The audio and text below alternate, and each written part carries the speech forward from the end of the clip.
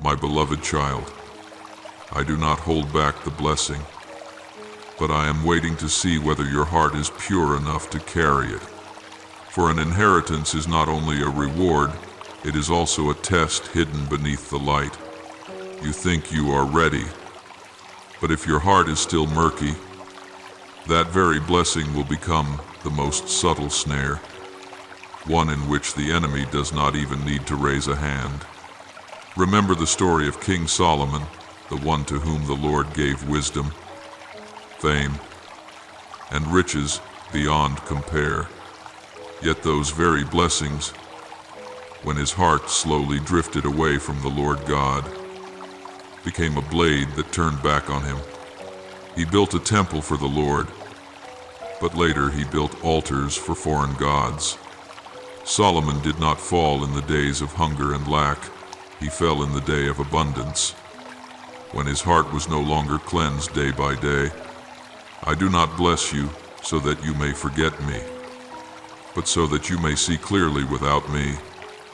Every blessing becomes a sentence of judgment. There are seasons when I deliberately hide you from the eyes of people. You call it abandonment, but in truth I am shielding you from jealous eyes that are waiting to devour the very seed of blessing that has just begun to sprout. Those who once were close suddenly step away. Your words seem to lose their weight, and your heart is bewildered, Lord. Do you still remember me? Yet, my child, it is in that shadowed place that feels like being forgotten that I am hiding you under the shadow of my wings, so your inheritance can mature instead of being miscarried halfway.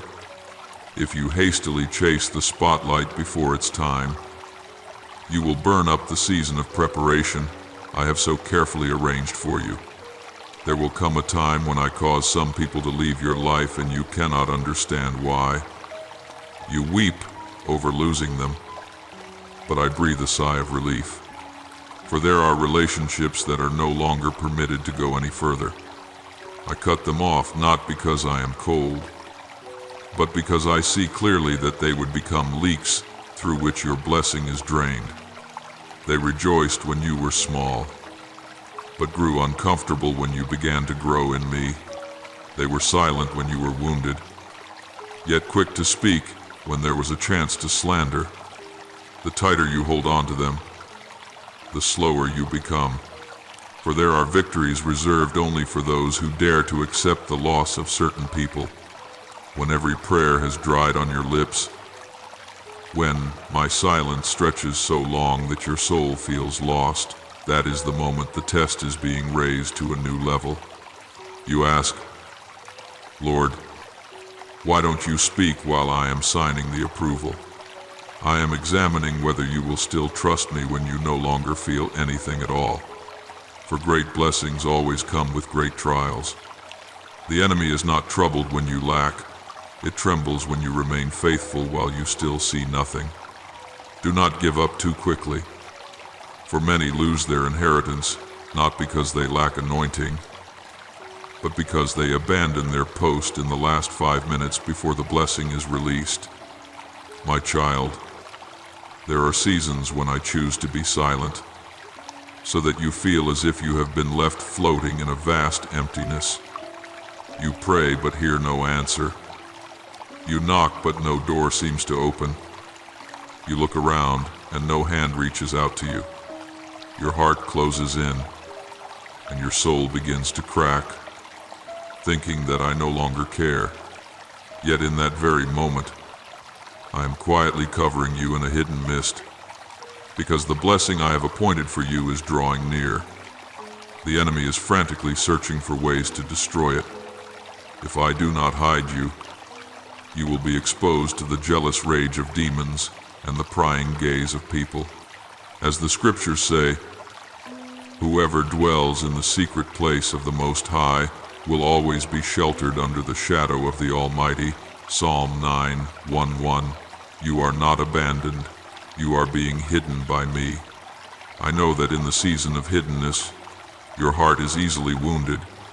You see, those who were once close slowly drift away.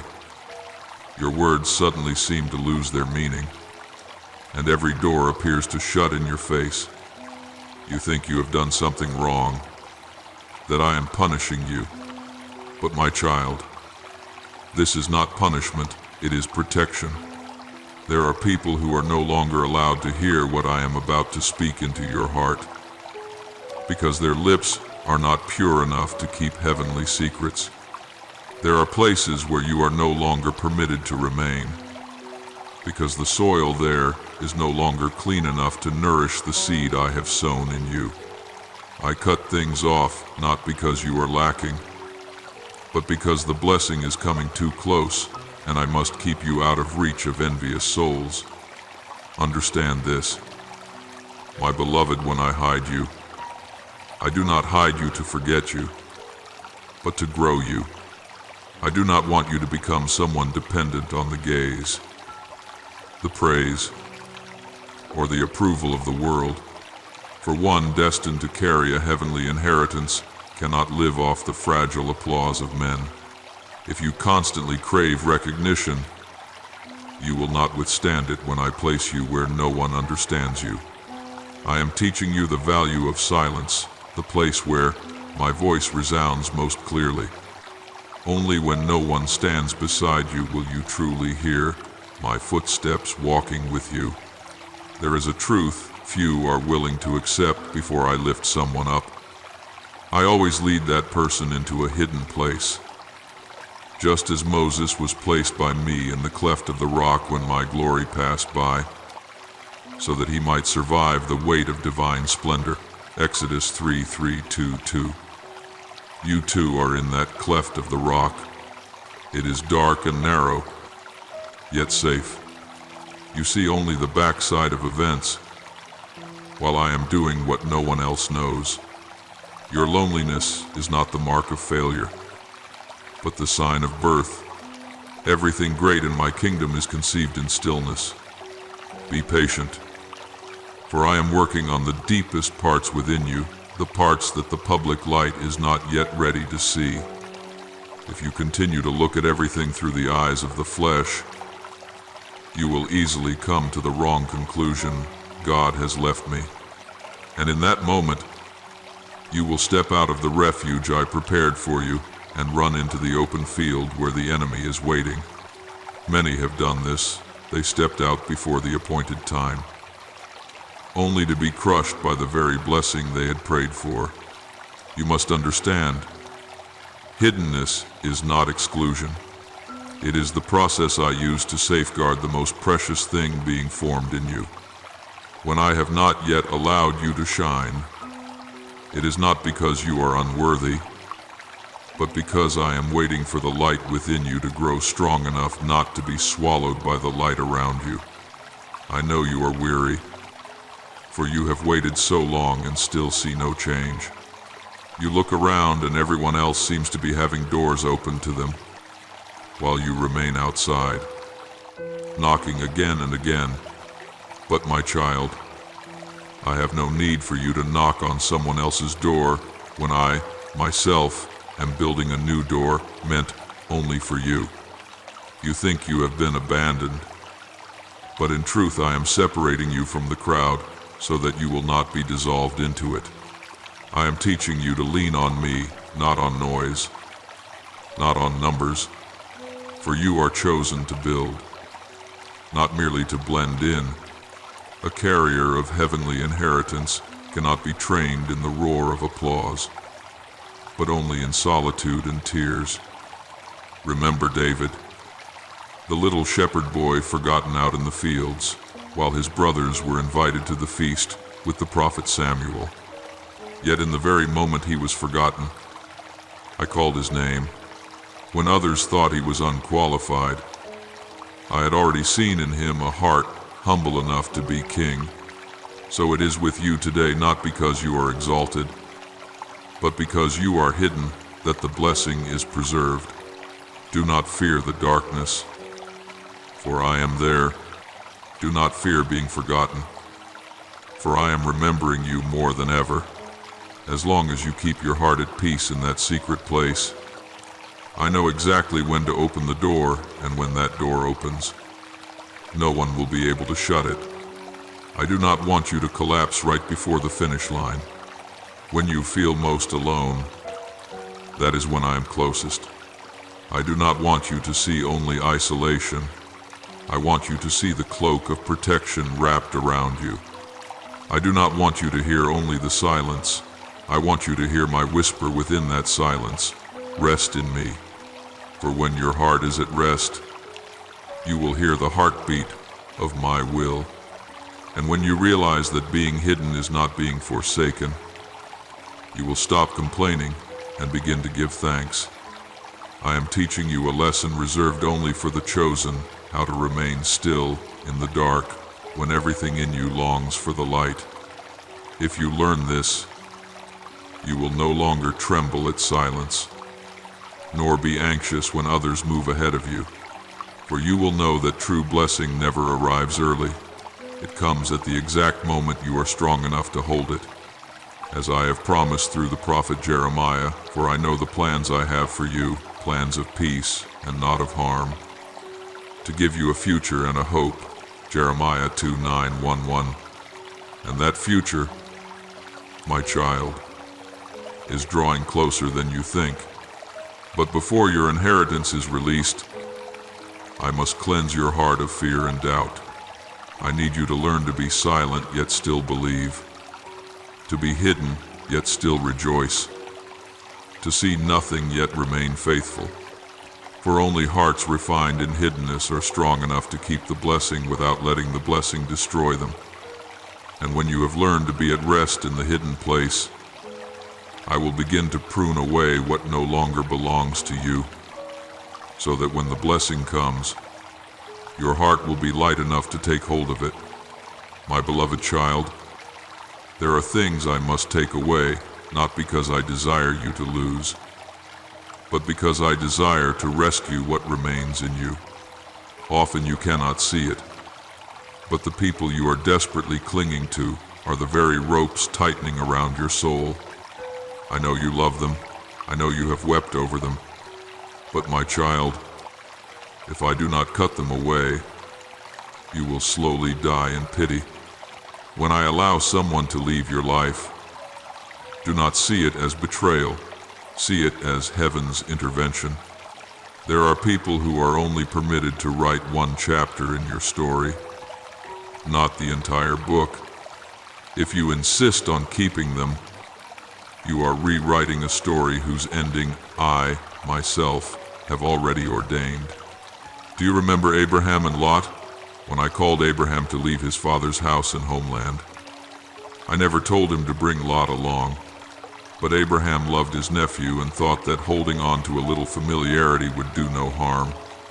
And then, in the midst of lush pasture land, Lot and Abraham parted ways in bitterness, for when you walk with the wrong person, the blessing becomes a burden. Many times the blessing is delayed not because I am slow, but because you are dragging along people whom heaven never called to walk with you. I see in your heart the fear of losing people. You are afraid of being alone, afraid of being misunderstood, afraid that others will think you are cold. But my child, if you let your emotions drive you, you will never walk in the path I have set for you. There are people who were happy when you were weak, but became uncomfortable when you started to stand up. There are people who stayed silent when you were misunderstood, but were quick to speak when there was something negative to say about you. They do not truly hate you. They simply cannot bear the light in you that is growing. The light is not at fault, but darkness will always resist whenever it is exposed. Do not blame them. Rather, thank me that I have shown you who is true and who is false before you step into a new season.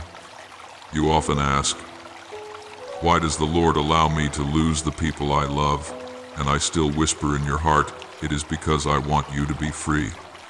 Every person I cut away is not a punishment, but a cleansing. If you keep relationships that feed only on emotions, You will drag them with you through a door I have never opened for them. That door is for you, not for the crowd. You cannot take everyone up the same mountain, because at the summit there is not enough room for the whole group. Just as Jesus, when he went into the Garden of Gethsemane, took only 3 close disciples with him, and when he drew near to the deepest place of prayer, he himself went on alone. There are stretches of the journey where no one is allowed to walk with you. No matter how much you love them, I want you to learn a lesson that few understand. True love does not always mean holding on. Sometimes it is knowing when to let go. You are not losing them. You are placing them back into my hands. You are not pushing them away. You are returning them to where they belong. When I sign the order to cut something off, it is because I see in advance what you cannot yet see. You see them as kind and loyal, but I see the fractures in their heart that, if you stay too close, will cause you to break with them. I know there are promises between you and them, but I also know that my word matters more. A covenant bound only by human emotion will never outlast a promise that has been written in the blood of the Lamb. I want you to look back at yourself. Why do you keep holding on to people who are no longer walking the same road? Is it because you are afraid that no one will understand you? Or because you have not truly believed that I am enough to fill every empty space? When you try to tie back together the cords I have already cut, you are making yourself an enemy of my work. You say you just want peace, but in truth you are afraid of losing control. You say you want to love as the Lord commands, but in truth you are avoiding the pain of letting go. Understand, this love does not mean attachment. When I tell you to love, I do not tell you that you must keep. Do you know what happens when you cling to relationships I have already stamped, finished? Blessing begins to be contaminated. Spiritual secrets are shared with the wrong people. Words you speak in sincerity are twisted into weapons used against you. The enemy does not need to attack you from the outside. It only needs to use those close to you to slowly drain your strength and your faith. I have seen so many people fall, not because of great battles, but because they could not bring themselves to let go of those who once laughed with them in the past. You must never forget there are faces that were a blessing in the old season, but become a hindrance in the new. I am purifying the circle around you, not so that you would lose, but so that you would overcome, not so that you would be lonely, but so that you would not be deceived. There are people who come into your life only to help you see your own lessons. When they leave, the lesson remains. I want you to remember you may love anyone, but never let that affection grow bigger than my voice. If I tell you to let go, do not ask why, because sometimes the answer is revealed only after the tears. And if you still do not understand, look again at Abraham. Only after he and Lot parted did I speak. Lift up your eyes and look. All the land that you see I give to you and to your descendants. Genesis 1:3-4:15. Blessing was released only after the bonds had been loosened. Do not be afraid of the empty spaces. I do not take away to leave you empty. I take away to make you clean. Wherever you are willing to lose, there I will place true blessing. Wherever you are willing to hurt, there I will make all things new. But if you insist on holding on to what is already dead, I cannot pour living blessing into you. I cannot pour new wine into old wineskins. You must allow me to make them new, even if that process makes you bleed. Trust that the wound of today is the doorway to the glory of tomorrow. And when you have learned how to let go, you will taste a strange, unshakable peace. You will no longer weep over those who leave, but will give thanks that I let their true face be revealed early. You will begin to discern who is truly called to walk with you and who has only been feeding off the blessings on your life. You will learn to choose silence instead of arguments, to choose prayer instead of complaint, because you know that I am clearing the table to prepare a new feast. I tell you this, so your heart may rest. No loss in me is ever meaningless. Every person I remove is a weight you no longer need to carry. Every door I close is a wrong road you will not have to pay for. Every tear that falls when you release is a seed I am watering for the next season. So do not regret. Do not panic. Do not try to go back. You do not need old relationships to be complete. You only need me, the one who never changes. And when your heart has become light, you will hear me more clearly.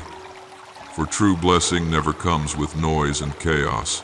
It visits the hearts that have been cleansed of bondage and jealousy. The more you learn to let go, the closer blessing draws near. And in that stillness, you will begin to realize I am not only teaching you to release people, I am teaching you to release your own ego, so that you may be humble enough to keep what I am about to entrust to you in the new season. For there are things, my child, that can only be unlocked once you dare to move forward, even when no one else walks with you. And from the moment you truly learn how to walk alone in me, blessing will no longer be blocked, because now, no hand but mine has the right to hold your life. My beloved child, one of the most subtle traps the enemy sets is to make you think that my silence is proof that I am doing nothing. It whispers, God has forgotten you. Maybe that promise was just your imagination, and then your heart begins to waver. Your faith starts to crack bit by bit, like a small lamp whose oil is running out. But I say this to you, my silence never means my absence. When you do not see me moving, that is when I am arranging all things in depths your eyes cannot reach. Like a seed buried in the soil, no one sees it sprouting. Yet in the darkness it is growing. I know you are tired of waiting for the promise to be fulfilled, waiting for the door to open, waiting for what I have spoken to become reality. With each passing day, your heart feels weaker, and you begin to ask yourself, maybe I misunderstood God's will, but my child, you are not wrong. You are simply walking through the hardest part of the test. Every promise of mine must pass through the fire of time, so that faith may be refined like pure gold. If I gave you the blessing the moment you asked, you would never learn how to keep it. Waiting is not delay. Waiting is the process by which I raise your faith to a higher level. As Scripture says, faith is being sure of what we hope for, and certain of what we do not see. Hebrews 1:1. And it is precisely when you see nothing that true faith is born. I see every night when you want to give up. You kneel to pray and rise again with a heart full of doubt. You think, maybe I am not good enough, or maybe God reserved that for someone else. But my child, I never chose you because you were good enough.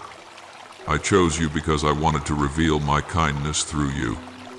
What you are waiting for is not a reward for perfection, but the fruit of faithfulness. I am teaching you a kind of faith that does not rest on outcomes, but on relationship. When you are still chasing results, you will be anxious. When you are only seeking me, you will be at peace. For if you have me, you never truly lack anything. Many think that faith is standing firm in the midst of a great storm, but true faith is remaining on your knees even when you have no strength left. When you are exhausted and still believe, that is when heaven is signing decrees. I am not silent just to test you. I am silent to position you. That silence is a test of love. Will you remain when there is no more comfort, when all signs disappear and only my word remains? Will you still hold fast, my child? Do not fear the silence. Fear losing your faith in the waiting. For if you give up in the final minute, you will never know that with just one more moment. I was ready to step in. I have seen many stop right before dawn. They have walked almost the entire journey, then turned aside because they were tired, impatient, thinking I was too slow. They search for solutions that are easier and faster, but in that very place, they lose their true inheritance. You must not follow that path. Remember Abraham, who waited for years for the promise of a son. When his heart grew impatient, he listened to his wife's idea and brought forth Ishmael, and that decision brought many troubles upon his descendants. Sometimes what comes faster is not what is right. I work within time, but I am not bound by time. As for you, if you do not learn to trust me amid delay, you will miss the greatest lesson of the one who lives under grace. You need to understand that waiting is not an empty gap. Every moment you spend there is a moment I am preparing you for what you have asked for. If you receive the blessing while your heart is still unready, that blessing will crush you. I do not want you to collapse under the weight of your own prayers. Look at Joseph. If he had left the prison earlier, he would never have met Pharaoh. If he had been rescued by human hands, he would never have been placed in the position I intended. It is the same with you.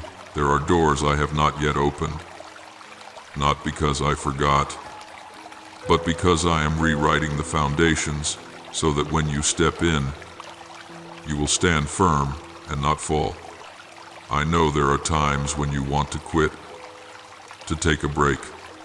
You look at others who seem to have it easier, who seem to be blessed more quickly, and you begin to compare.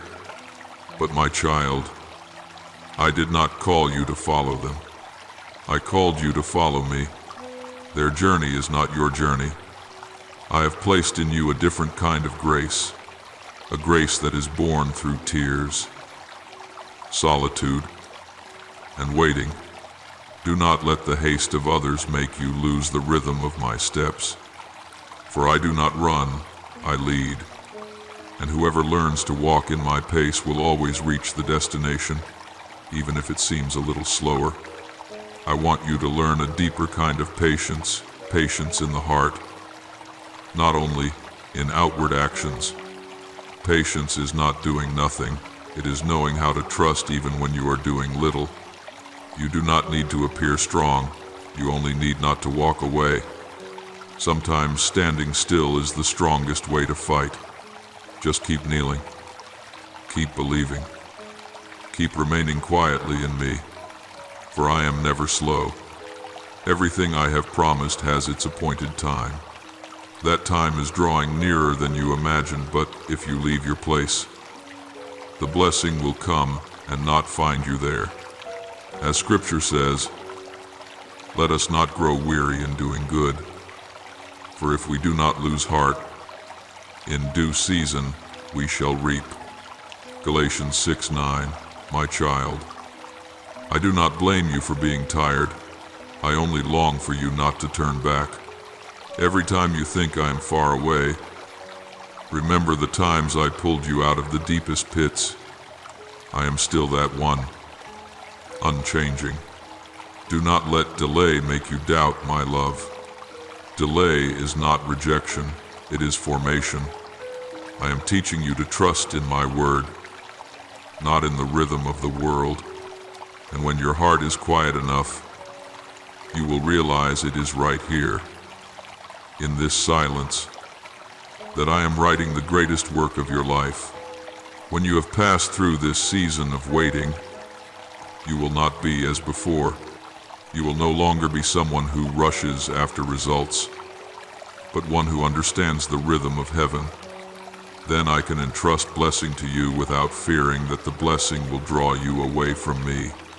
For I will have seen that your heart no longer seeks success, but seeks my presence. And that, my child, is the sign that true blessing is ready to be unveiled. And then, when you step into that blessing, I will test your heart once more, not with lack, but with abundance itself. For sometimes what is more dangerous than failure is success without me in it. But be at peace. I will walk with you on both sides of the mountain as you climb in faith, and as you keep from falling amidst glory. My beloved child, I know there are cuts within you that time has never healed. There are words spoken over you when you were still small that still echo like a verdict in your heart. You'll never do anything. Faith is just an illusion. You were born ordinary, words that seemed harmless, yet they took deep root in your soul, making you forget your true image in me. You do not realize that every time you believe those words, you are letting the enemy rewrite your own definition. It does not need to bind you with visible chains if it can make you believe you have no value. You will lock your own heart, but I declare, you are a marvelous and astonishing creation, for my works are truly wonderful. Psalm 139:14, you are not a mistake, you are my masterpiece. You think those words have passed, but they are still quietly directing your reactions today. When someone looks down on you, you immediately shut your heart. When someone praises you, you cannot believe it. When I call you to step out, you tremble, because the memories of long ago still whisper, you are not enough. In that very moment, you have forgotten that my word is stronger than any human voice. You are living like a prisoner, even though the door of the cell has long been opened. Many around you do not hate you at all, but you look at them through the lens of old wounds. You are haunted by the fear of rejection to the point that you reject the very opportunities I send you. Do not let the shadows of the past cover the light of the present. I see you trying to be strong, trying to prove your worth through success, through effort, through blessings. But my child, if the deepest motive in you is still to show them, you are still bound. I did not call you to prove yourself. I called you to live true in my grace. When you use blessing to cover your wounds, that blessing will become a burden. For I do not give you blessings so that you can run away from your memories, but so that you may use them to bring healing to others. You do not need success in order to have value. You have value. And that is why I entrust you with an inheritance. And true blessing only comes when you no longer need to be recognized, but only need to be found in me. Do you know why the enemy likes to use words to wound you? Because it understands that the true battlefield lies in the mind. When negative words slip into the heart, they take root and gradually become truth in the way you live. If you believe you are weak, you will live like one who is weak. If you believe you are unworthy, you will reject every opportunity. And so the enemy hardly needs to attack. It simply lets you defeat yourself. But I want you to know this: no weapon that is formed against you shall prosper, and every tongue that rises against you in judgment, you shall condemn. Isaiah 5:4-17. People's words have no authority over your life unless you agree with them. My dear one, the memories of being humiliated, misunderstood, abandoned, I see them all. I do not turn away. Every tear I gather, but I do not want you to live there forever. If you keep holding your pain, you will turn it into your identity. You will confine yourself to the frame of the one who was wounded. while I have already called you the one who is healed. People may speak about you according to what they see, but only I have the right to define you. And my definition has never changed. You are the child of the king. Look at Gideon, the one who said, "My clan is the weakest, and I am the least in my father's house." Judges 6:1-5. But I looked at him and said, "The Lord is with you, mighty warrior." Do you see, I did not call him according to his situation, but according to the potential I had placed within him. In the same way, my child, I do not call you according to your past, but according to the destiny I have written. The question is, whose voice do you listen to, more the voice of people or mine? If you keep listening to the old voices, you will remain trapped inside an outdated version of yourself. But if you dare to believe my fresh word, you will be reborn right on the very ground that once caused you pain. I know there are wounds that are not easy to touch. You have hidden them so deeply that you think you have forgotten them, yet they still quietly steer your every reaction. You avoid love, fear closeness, fear trusting. You look at people through a mist of suspicion, and I see you building walls between yourself and the world. But my child, how can light come in if the walls do not fall? I do not want you to pretend to be okay. I want you truly healed. Let me touch the parts you do not dare to speak of. Do not be afraid, for I do not come to condemn, but to heal. Every part of you that you think I will reject is precisely the place where I want to begin again. When I heal, I do not merely mend, I make new. I do not simply erase memories, I rewrite their meaning. What once caused you shame, I will turn into testimony to grace. The pain that once silenced you, I will turn into a voice that awakens many other souls. I will make those who once despised you have to confess, only the Lord could have done this. But for me to do this, you must allow me to touch you.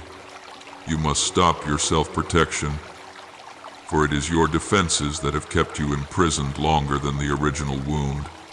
Look deeply within. Are you afraid of what people will say? Or are you afraid to face yourself, if you know who you are in me? Human voices will lose their weight. If you understand that blessing is given to glorify me, you will no longer need to prove anything. I do not need you to be perfect. I need you to be real, for I can only touch the parts you dare to bring into the light. Do not fear the light. It does not come to burn you, but to cleanse you. When I begin to give you an inheritance, I do not only give money or position, I give back to you the true worth that the world has stolen. My blessing is not only in material things, but in freedom, freedom from shame, from fear, from having to play the role of the strong one that I never asked of you. When you are freed from the chains within, every blessing on the outside will endure. If your heart is still torn, blessing will be like a beautiful garment thrown over a wounded body. But when your heart is healed, you will wear blessing like a robe of glory, without fearing that it hides the truth. My child, let me say this to you in the quiet. No one has the right to define you but me. No word, however bitter, can erase your name from my hand. No past is strong enough to break the plan I have written. You are not what people say you are. You are what I have spoken. And I have spoken. You are loved. You are chosen. And you are sent. When you believe this, every invisible chain will fall. You will stop seeking your worth in human mouths and begin to find it in my eyes. You will stop fearing failure, because you know you are already accepted. And then you will see when the heart is healed. It begins to draw what is pure. The people who come near you will not come for advantage, but for the light within you. For a healed heart is a place where I can dwell. And my child, when that heart has been washed clean, when old words no longer rule over you, I will pour out blessing to the point that nothing can hinder it. But when blessing comes, you must remember blessing can lift, but it can also destroy. Therefore, keep your heart soft, so that blessing does not pull you away from me. For what is truly fearful is not when you are in lack, but when you are in plenty and forget the one who gave you everything. My child, there is something I must say to you very gently, yet very plainly. The enemy does not only know how to use lack to bring you down, it is also very skilled at using prosperity to draw you away from me. In hardship you seek me. You weep before me. You cling to me as the only place left. But when doors begin to open, finances flow in, and opportunities multiply. Your heart quietly shifts its center. You do not say it aloud, but deep inside you begin to believe that you are fine now, that you can manage on your own. It is there that blessing begins to be distorted from a gift I gave you into a throne on which you sit to feel higher than others. The blessing has not changed its nature, but your heart has changed. And so the blessing becomes a sweet kind of judgment. I see each step you take as you enter this season of favor. At first, you were still trembling, still praying before every decision, still asking me about even the smallest things. But then your schedule grew fuller. The calls came more often. The invitations widened. You began to see prayer as a luxury, reading the Word as something to do later, worship as only if there's still time. You forgot that what you are holding now once were things you knelt down and begged me for. You forgot that it was I who lifted you out of a low place. Just as I reminded Israel, when you have eaten and are satisfied, when you build fine houses and settle down, when your herds and flocks grow large, do not become proud and forget the Lord your God. That warning in Deuteronomy 8:1-14 was not only for them, it is for you today as well. What breaks my heart is not that you have become richer, more capable, more well-known. I am not jealous of your success, because I am the one who made a way for you. What grieves me is that when I call, you are busy when I knock. You are silent when I remind you. You say, later. Lord, you gradually value people's gaze more than mine. You weigh whether a decision fits your personal image more than whether it aligns with my will. You do not realize it, but you are stepping, little by little, away from the center of my purpose, while still thinking that you are serving God through your success. I want you to pause for a moment and look straight into your own heart.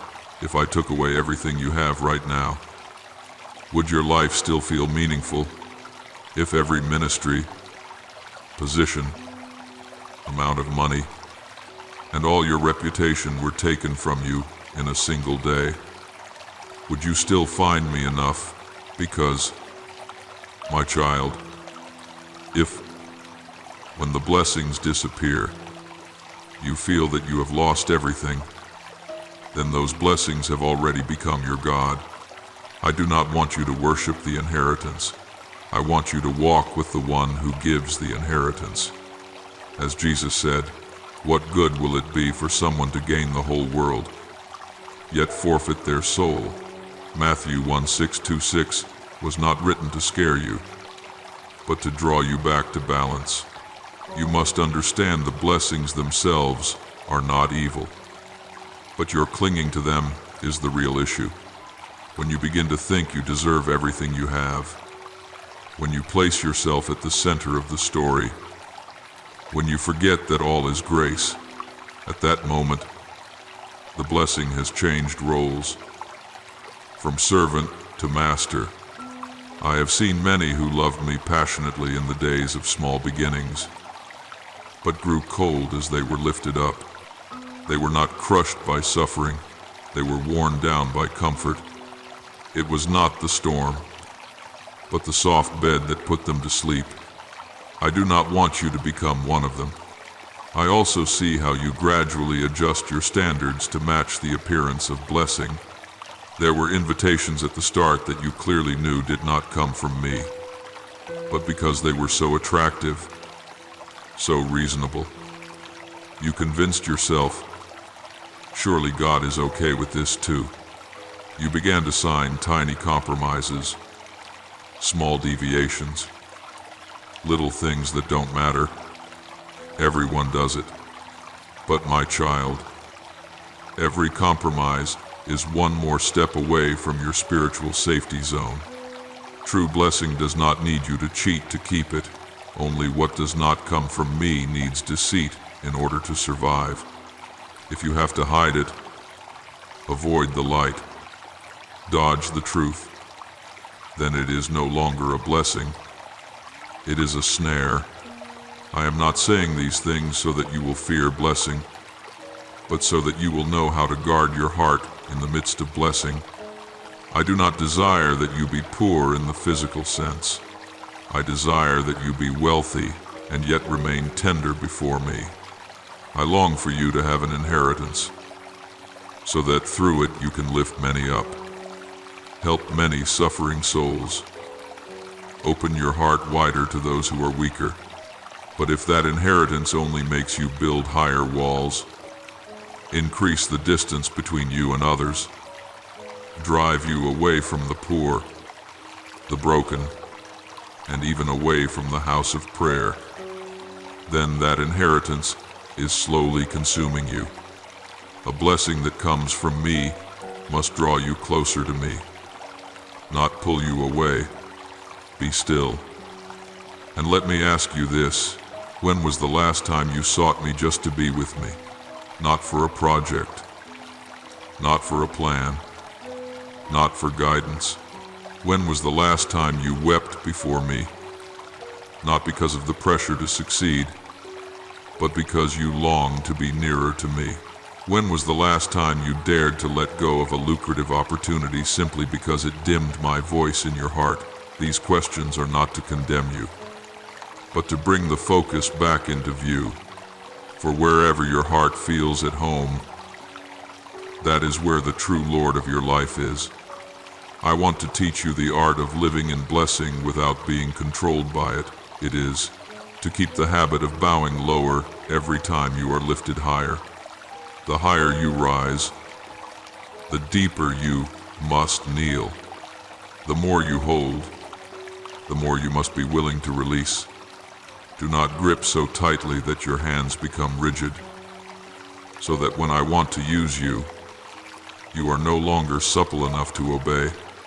Practice giving back to me what I have given you, not because I need it, but because you need to be reminded that you own nothing. You are only a steward. A wise steward never confuses himself with the master. My beloved child, I know there are moments when you worry, if I slow down in chasing work so I can be closer to God, will I lose my opportunities?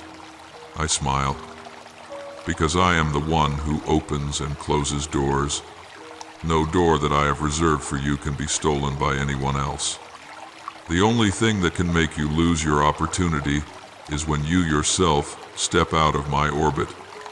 Therefore, do not be afraid to slow down in order to guard your heart.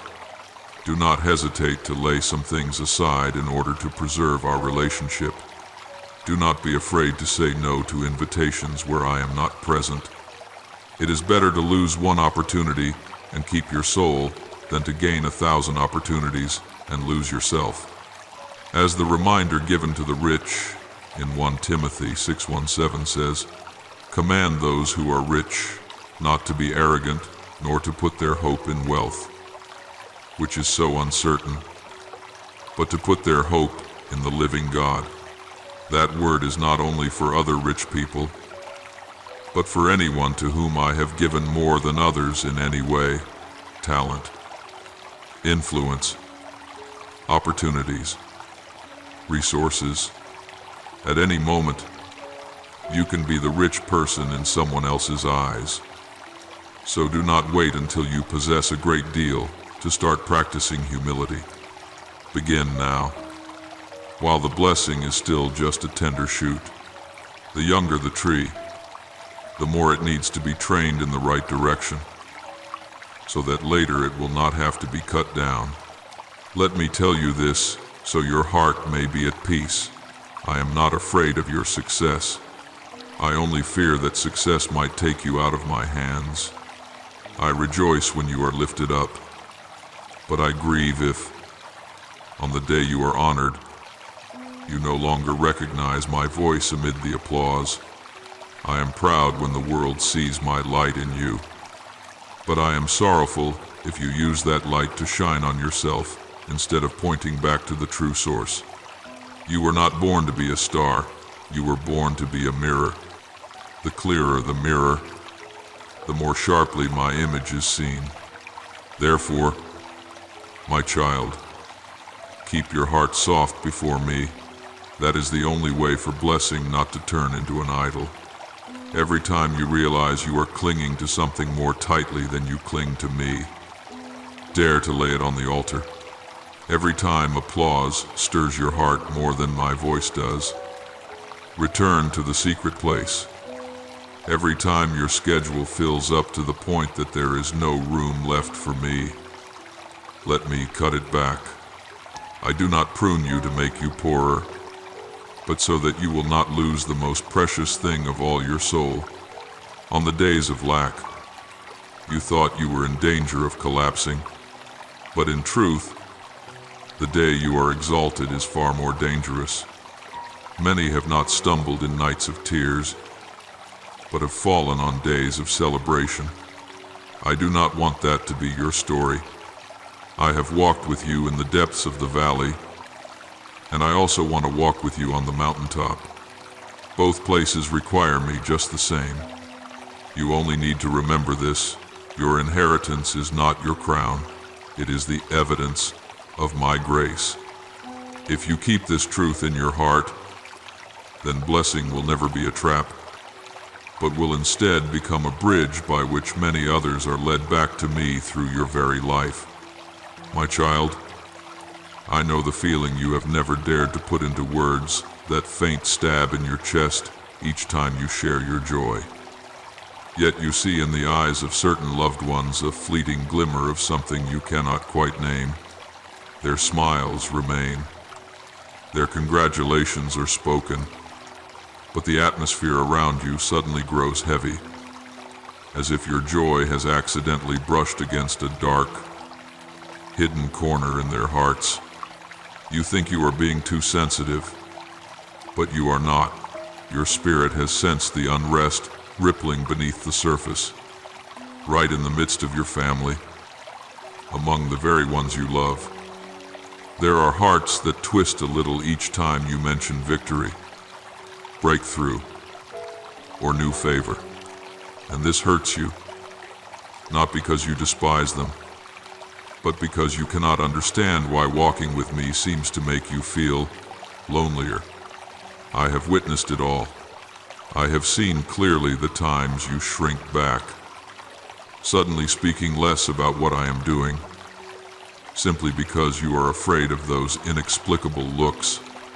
I hear even the words you have never dared to say out loud, the questions you press down inside. Lord, why is it that the more my name is mentioned, the more I feel pushed away? I have counted every tear you have shed in the night, not because of material lack, but because of that sense of being out of sync with the very people closest to you. You have asked me not to let anything bad happen, to guard your heart from becoming bitter. to help you keep loving them without being crushed inside. I have been there in every whispered prayer. I have not missed a single sigh. There have been moments when you considered letting go, not because you are tired of me, but because you are exhausted from trying to balance between favor and relationships. You wanted to go back to being the old version of yourself, small, unnoticed, not stirring any waves. You have said to me, maybe I should stop here if I go further. I'm afraid of offending people, afraid of dragging along things I can't handle. I have heard it all, and I understand.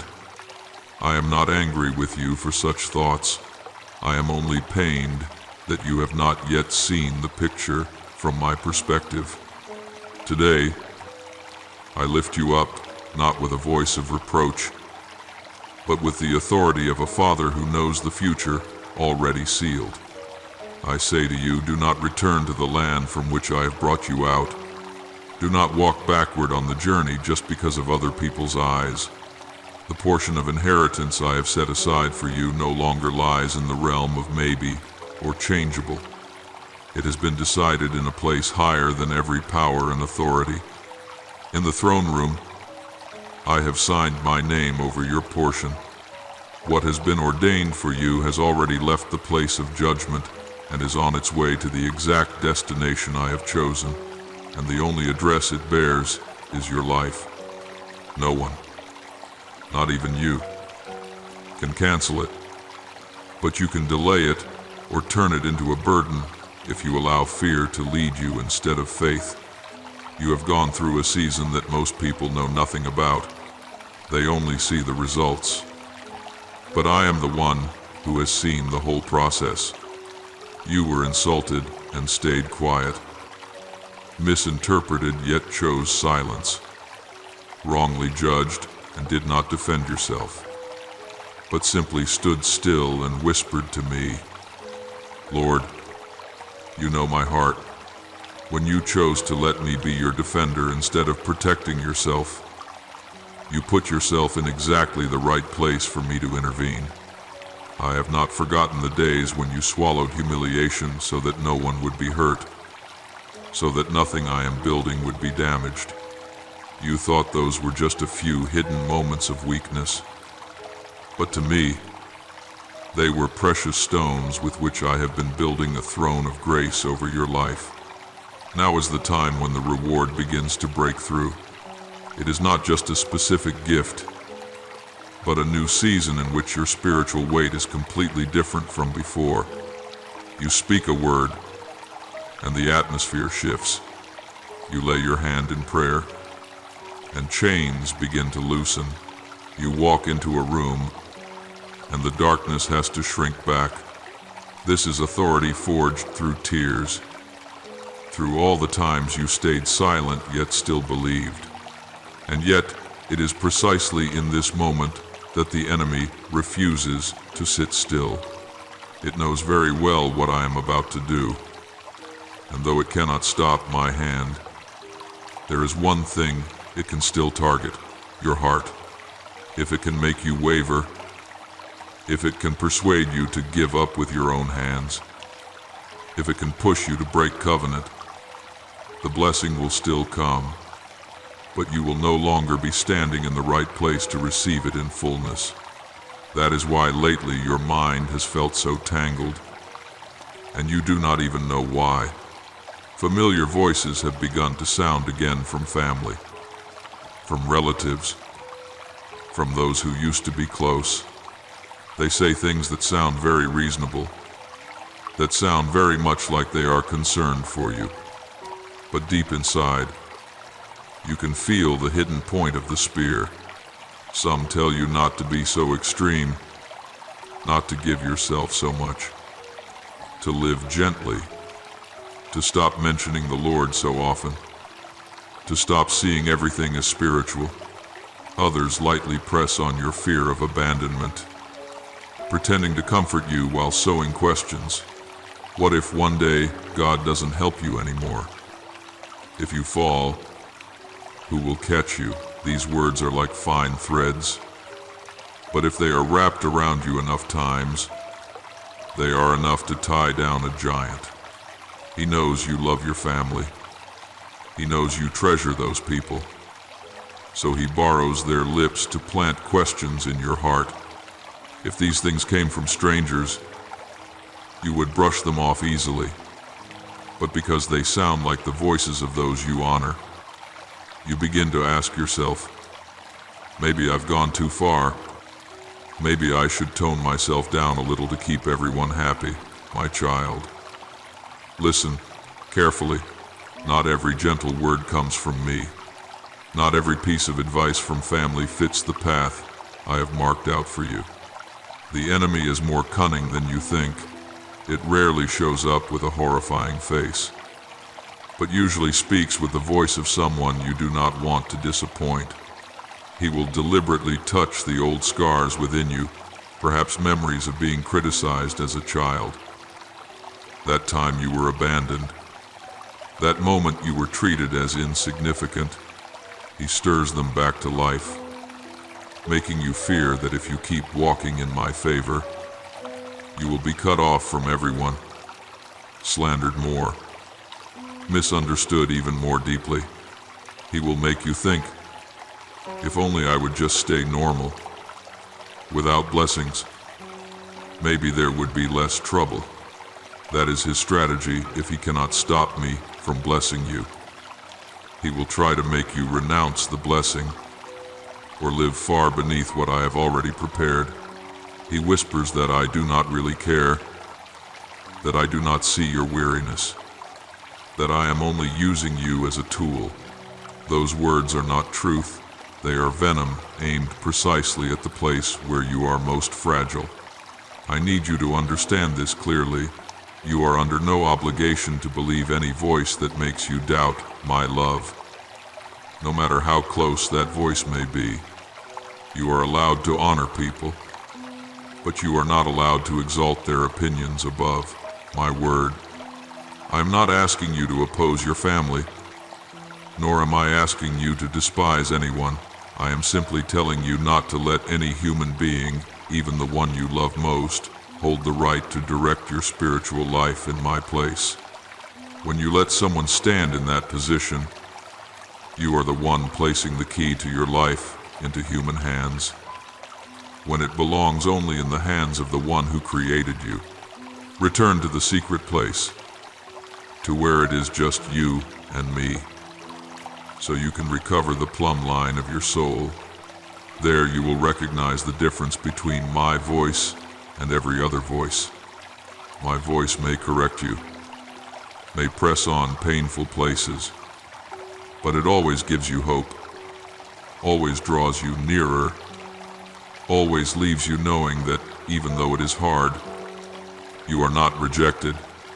The other voice does the opposite. It makes you shrink back, makes you ashamed, makes you believe that the safest thing is to stop moving forward. My voice lifts your head. The other voice makes you stare at the ground. My voice imparts peace. The other voice sows confusion.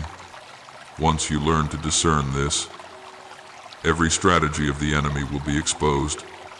I have never promised you that everyone will be pleased when you step into your inheritance. In fact, the closer you draw to what I have ordained, the more people there will be who do not understand you. Some only see the surface, the compliments, the favor, the opportunities. They do not see the inner struggles, the times you die to your own ego, the midnight negotiations between you and me. They judge from afar, they compare, they envy. But, my child, you are not alive to manage their emotions. You are alive to obey my will. And sometimes, obeying me means accepting being misunderstood for a season. What I am looking for in you is not a forced smile in front of people, but a heart that stays soft before me, even while you must be strong on the outside. I want you to guard yourself from bitterness, from contempt, from retaliation. You may look at someone and know they are not sincere, yet still choose not to resent them, still quietly pray for them, still maintain healthy distance without feeding hatred. That is the sign of one who has grown up in me, not letting someone else's darkness pull your heart down, and not allowing your wounds to turn you into a hardened person. I also want to remind you, do not shrink yourself down to fit other people's expectations just because you are afraid of being alone. You do not need to dim your light so their eyes will stop hurting. I did not lift you up so that you would have to ask each person for permission to keep going. If you curl yourself back every time someone feels uncomfortable, you will never complete the journey. Let me take care of their part. You simply remain faithful in yours. When you live true to your calling, some relationships will naturally change. That is not failure, but a necessary separation so that you can be free. Remember this, the inheritance I have for you is not just so you can enjoy life more, but so that you can become a channel of blessing to the very people who do not yet understand you. One day, those who once doubted you may be the very ones who come to you for prayer, for encouragement, for guidance. If you stop because of them today, you will not be able to become the answer they will need tomorrow. Look beyond the present moment. See them through my eyes not as enemies, but as wounded people who do not yet know how to handle the fact that someone else's name is being mentioned more than theirs. So, my child, do not collapse just because of a few uncomfortable looks. I have chosen you. I have written your name over this portion of inheritance. I have signed the decree in heaven. What remains is whether you will dare to hold your position. Do not let a few words, a wave of emotion, or old memories pull you out of the place I have set you. Keep your spirit awake, your ears sensitive to my voice, your feet planted where I have appointed. Do not walk away. Do not step back. Do not break covenant just because you are tired. You are allowed to be weak, but do not let go of my hand. I am walking with you into a very crucial stretch of the road. The blessing that is about to be revealed will expose the hearts of others more clearly, but it will also reveal your own. Decide now that no matter what people may say, you will choose to listen to me first. Let your hidden tears become intercession for your family and for those who are confused by the favor on your life. Let this inheritance not only prove that I am good to you, but also become a bridge that draws many others closer to me. And above all, remember, in the midst of 1,000 noises, there is one call that never changes. It is my voice calling your name, day after day, hour after hour. When you are caught in the swirl of praise and criticism, come back to the quiet place where it is just you and me. There, you will be reminded of who you are, whose you are, and what you are living for. I hold your hand, and I do not let go. Your part is to keep your ears open, so that my voice will always be louder than every other voice. As long as that remains true, the blessing will never be a trap that destroys you, but will become living evidence that I, the Lord your God, am still moving, even in the very places that seem most filled with jealousy and misunderstanding. Listen now, my child, before you could do anything for me, before you could preach a sermon, sign a contract, or step into any kind of success, I had already called you an heir, not because you have an impressive resume, or an admirable record, or fewer faults than others, but simply because I chose to love you. It was in those nights when you collapsed yet did not dare to blame me, It was in those days of shame when you still chose silence instead of rebellion that I saw what is most precious, a heart that is not yet perfect, but is willing to stay. You could have turned your back, walked away, lived as though you had never known me, but you did not. You chose to kneel, even with a heart in turmoil. You chose to lift your hands in surrender, even though you could have hidden behind a strong facade. You chose to speak blessing when your circumstances made it so easy to curse. Those small choices, unseen by the world, are fully seen in heaven. And because of those seemingly insignificant moments, I have signed a new covenant over your life. It is an affirmation not written in ink, but in the very blood of the Lamb. It is a decision not merely applauded in earthly meeting rooms, but sealed in the courts of heaven. The hosts of heaven do not move according to your moods, but according to the decrees I have issued over you. When I declared that you are to receive the inheritance that belongs to me, all of heaven shifted. But you must understand this. Anything that carries eternal value will always stir up opposition.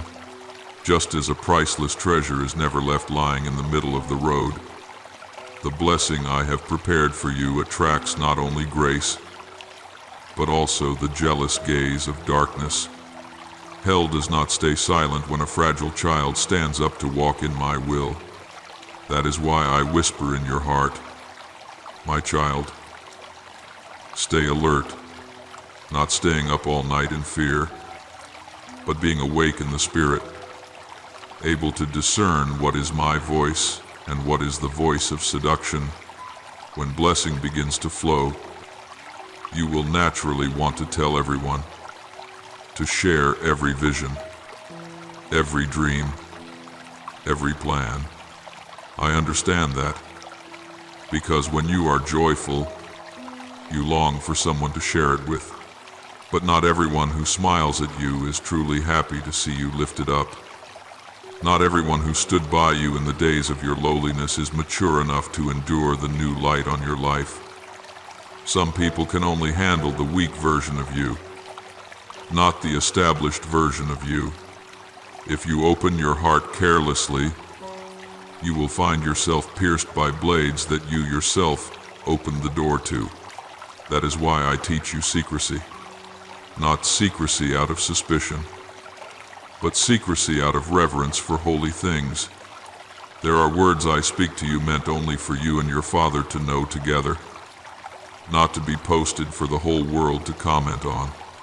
There are seeds of vision that must lie hidden in the deep soil, watered with tears and prayer, not brought out to show off in the sun when the roots have not yet taken hold. When I draw you into a quieter place, close certain conversations, narrow your inner circle. Do not be quick to assume you are being cut off. I am protecting you from eyes that have no capacity to uphold you, only to judge you. The most sincere words of gratitude you offer should be brought to me in the secret place. The tears of thankfulness should flow before me, not be turned into a performance. For there are blessings which, if not received with wisdom, will become bait for pride and a reason for people to whisper and criticize. Have you noticed that lately some connections have suddenly faded? People who were once very close have slowly drifted away. Places that used to feel familiar have grown cramped and uncomfortable. You ask yourself what you did wrong, why people's attitudes have changed, why rumors have sprung up from those you thought were safe. Your heart is tormented. You want to explain, to hold on, to make everything like it used to be. But my child, I am making things new. I am not breaking things so you end up alone. I am sifting so you will not drown in tangled ties. In some seasons, the absence of certain people is the very answer I am sending you. Even if you do not want the word loss to appear, I know this hurts you. I also know you are someone who values loyalty and affection, who does not easily cut off any relationship. You sit and remember the memories, the times you were comforted, the moments you held hands and walked through storms together. You say to yourself, could it be that the Lord wants me to be ungrateful? I hear every one of those thoughts. But I must remind you, gratitude is one thing. Giving people the power to steer your future is another. You may be thankful for what they have done for you, but you are not allowed to let them hold the keys to your life. I alone am the one who holds your destiny, no one else. If I see that the presence of someone in this new season will pull your blessing off the course of my purpose, I will gently nudge them in another direction. For them, I also have a plan of my own. As for you, I want to keep your path straight.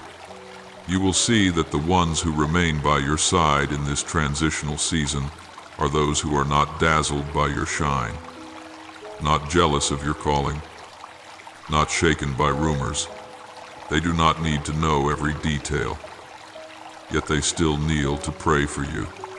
They do not have to be tagged in every achievement, yet they rejoice when you advance. I am gathering such people and placing them closer to you. If you look only at the hands that are letting go and keep on weeping, you will miss the hands I have just placed right beside you.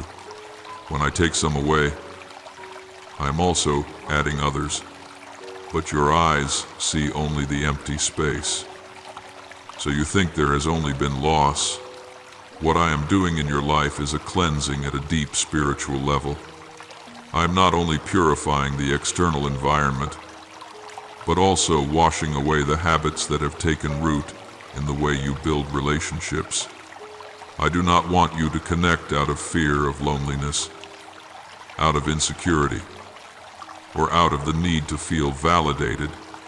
I want those who are allowed to be close to you to be people I have first touched, hearts that have agreed to walk through fire with me, not people merely intoxicated with your success story. Otherwise, in time, those very relationships will become the conduit through which your blessing is drained and my name is dishonored. You may say, but I don't want anyone to be hurt because of me. You grow restless, wanting to explain yourself to each person, to hold on to every tie, to keep everyone happy. I understand your gentle heart, but you must not let your niceness stand higher than my word to you. When I close a door, do not try to reopen it with explanations. When I remove someone from your inner circle, do not pull them back in just because you feel guilty. If you keep doing that, you will remain stuck in a whirlwind of emotions, and the blessing I have prepared for you will be delayed over and over again. Grace is not bending to please everyone. Grace is the strength to obey me even when others do not understand. Learn to place your hand over your chest and say, my heart belongs to the Lord, for that is where the fiercest battle line is drawn right now. Your heart is the home where I long to dwell, but the enemy also fiercely wants to occupy that place. It will not come knocking with things that are obviously ugly, but with thoughts that seem very reasonable. Don't be so extreme. Everyone needs to be considerate. Just keep them around. After all, you owe them something. What if you've misunderstood them? It causes you to doubt the promptings that the Holy Spirit is placing within you, leaving you confused about whose voice to follow. In those moments, return to the secret place. Do not debate with the crowd. Do not seek the advice of those who have no life of prayer. Let me be the last one you ask, and the one you choose to obey. You must remember, you are not stepping into this inheritance as a hired servant earning wages, but as a child entrusted with a portion. I am placing into your hands what I treasure, inviting you to manage, expand, and care for it together with me. An heir does not live according to personal whims, but with the awareness this belongs to the Father and has been entrusted to me. When you see everything that way, it becomes easier to let go of what does not help protect the shared estate. If a relationship, a habit, or an old promise threatens to draw glory away from me, you will have the courage to cut it off, because you know you no longer live for your small self, but for a kingdom greater than you. And I want you to hold this firmly in your heart every time I allow something to leave your hands. It is not to leave them empty, but to make room for something greater, purer, and truer. Every time you feel you are being stripped, ask instead, Father, are you making space? I do not play punishment games with you. I am preparing a place. It is only that in your eyes it looks like loss, but in mine, it is the necessary adjustment before the blessing is poured out. So do not resist the spiritual adjustments taking place around you. Do not rush to stitch back together ties that I am untying. Do not cling to the way things used to be just to spare your heart some pain. The pain you feel now is the labor pang of a new birth, not the stab of a fatal wound. I am clearing the way so that when you step into the portion of inheritance already appointed for you, you will not be dragged backward by old entanglements. You are being prepared to live as a mature heir, one who knows how to guard, to discern, and to choose me over comfort. There will come a time when you look back that you will see everyone who remained by your side was a gift, and everyone who left, however painful their story, was part of my plan to preserve you. You will be grateful for both, yet your heart will no longer be bound to either side. And in that very freedom, you will realize that the inheritance is no longer some distant concept, but your everyday life walking, standing, deciding, loving, letting go all under my gaze. Then you will more fully understand what I whispered to you. From the beginning I chose you not for blessing to swallow you, but for you to rule with me over the blessing. You were not born to be controlled by what is given to you. You were born to join me in using those very things to bring many others out of the place where you once were. You yourself are the living proof that grace can pick up a wounded person, lead them through fire, cut away what is excess, and then place in their hands a share of an inheritance hell cannot destroy, so long as they keep their heart in the Father's hand. My child, quiet your soul for a moment and let me whisper this to you. What is coming over your life is not just a few small changes here and there, but a root-deep shift. The inheritance I am preparing for you is greater than anything you have ever dared to think about yourself. It will not only touch your finances, but also the way you see yourself, the way your family operates, the way people speak your name. I am arranging a new season in which the very things that once shamed you will be turned by me into testimony. Rooms in your home that used to be heavy with worry will receive a new atmosphere from my breath. Conversations that used to be filled with complaints will become filled with hope. The way you think, the way you respond, the way you choose everything will gradually be renewed as I pour my inheritance upon you. Your mind will no longer be a field of confusion as before. I am slowly intervening in your old patterns of thought, replacing them with understanding that comes from the Holy Spirit. You will begin to think, not as one who constantly fears loss, but as one who knows they have a Father in heaven. You will discover that you no longer ask, "Am I worthy of this?" but instead begin to ask, Father, how do I use this in line with your will? That transformation of thinking is the deepest part of the inheritance. For when your mind is renewed, you will know how to walk in blessing without being devoured by it.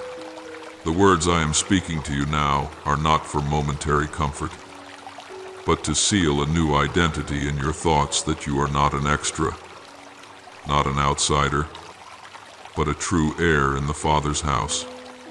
Your name, which used to be mentioned with disdain, tied to stories of failure, I will gradually turn into a reminder of grace. I do not promise that people will suddenly like you, but I guarantee that the story around that name will be different.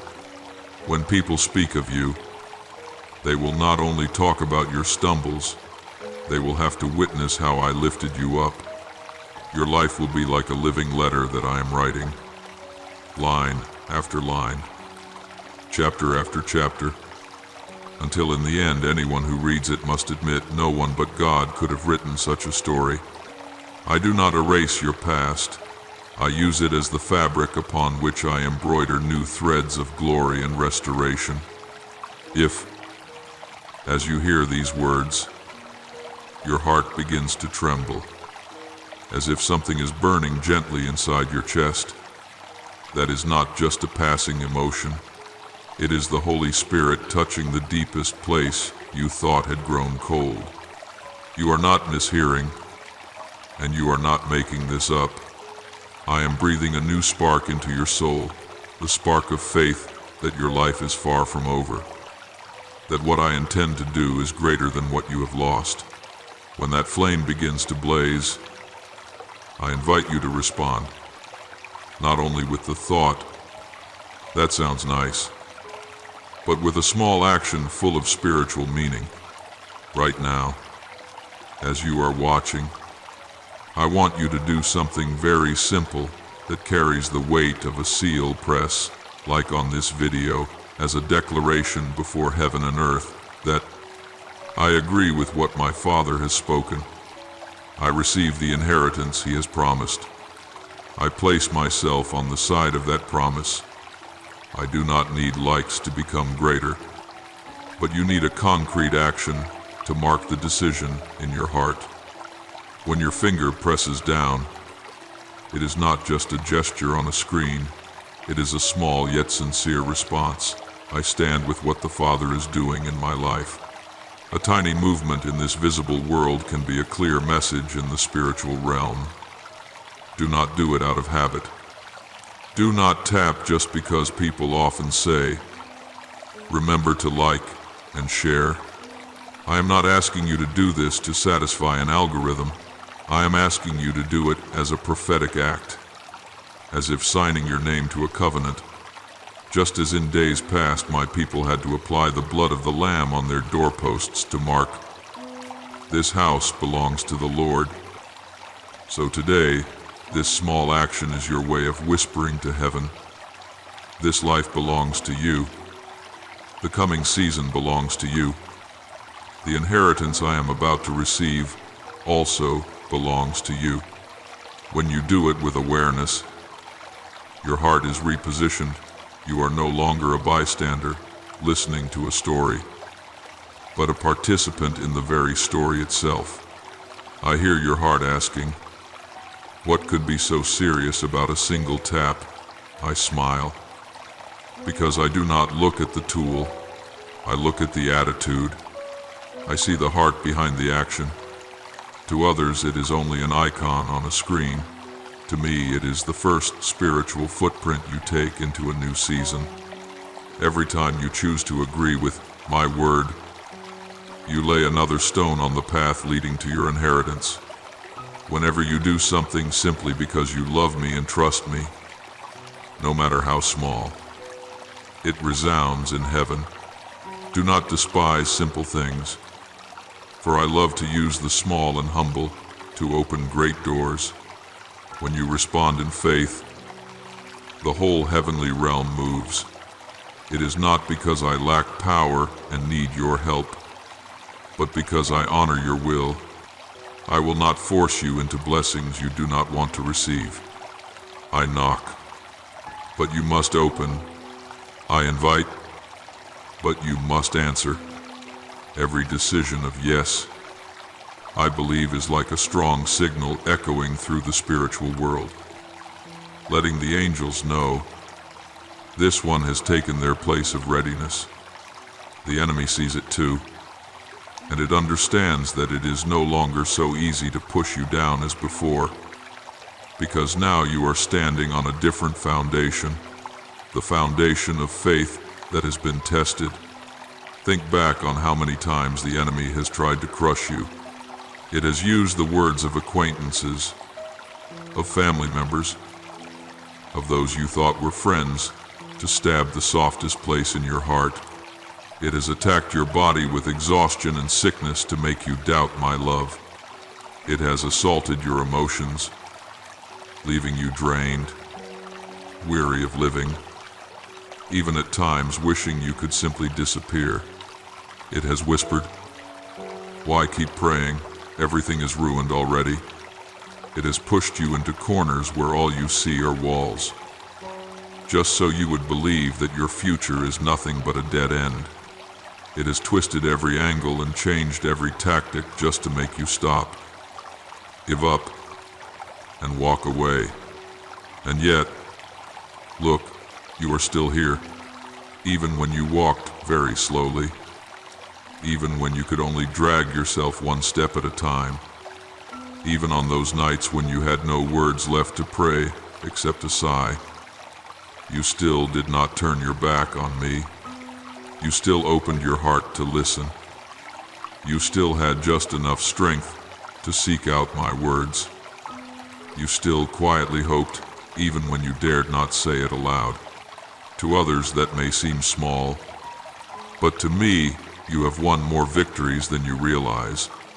You have come through battles that only you and I know about.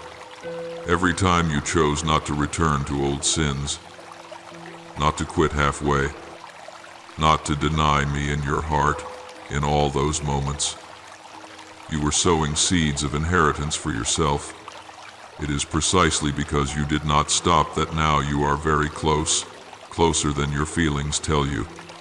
You think you still have a long way to go, but in the spiritual realm, you have already traveled a distance you never thought possible at the beginning.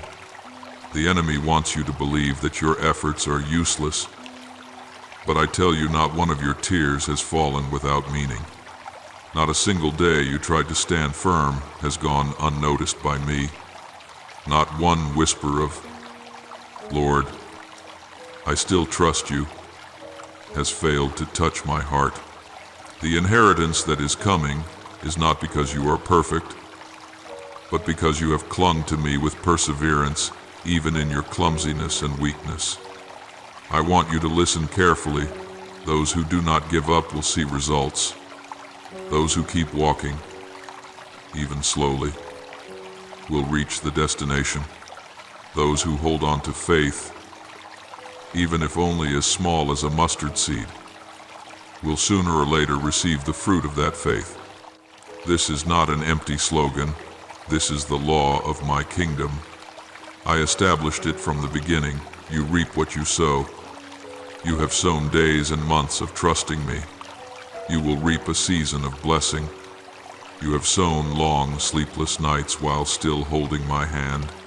You will reap fresh mornings with doors open before you. Today I speak to you with the authority of the one who began all things, and is also the one who completes all things what I have ordained for you. No person, no circumstance, no power of darkness can stop. They may slander you, but they cannot cancel the promises I have spoken over you. They may shut some doors in front of you, but I can open others they know nothing about. Circumstances may delay your steps, but they cannot make me change my mind. When I release something in the spiritual realm, it will find the exact person I intended, at the exact time I desire, in the way I choose. The only thing that can make you miss it is if you give up. turn away and step out of that flow yourself. Therefore, my child, guard your heart. Stand upon my word as someone standing on a solid rock. You have come farther than you think, and the inheritance is nearer than you imagine. Let the small action you take today, to believe, to respond, to step in, become a declaration echoing within you. I will not turn back anymore. I will walk with you to the very end. And when you choose this, I will do the rest.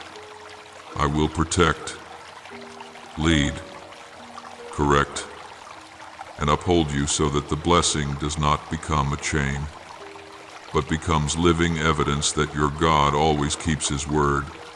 And in the midst of all, my warnings to you about the danger of blessing when the heart no longer stays tender. I also want you to know something very important. You are not abandoned in the midst of human schemes, jealousy, and plots, even if there are those who sit together just to find ways to bring you down, even if tongues secretly weave stories to stain your name, even if hostile eyes lie in wait for the day you stumble. None of these can cross the boundary I have drawn. They may conspire, fabricate, and coordinate to make you hesitate, but they cannot destroy what I have sealed upon your life. As long as you remain hidden under the shadow of my wings, remember, to me, you are not just a name on a list. You are like the very center of my eye.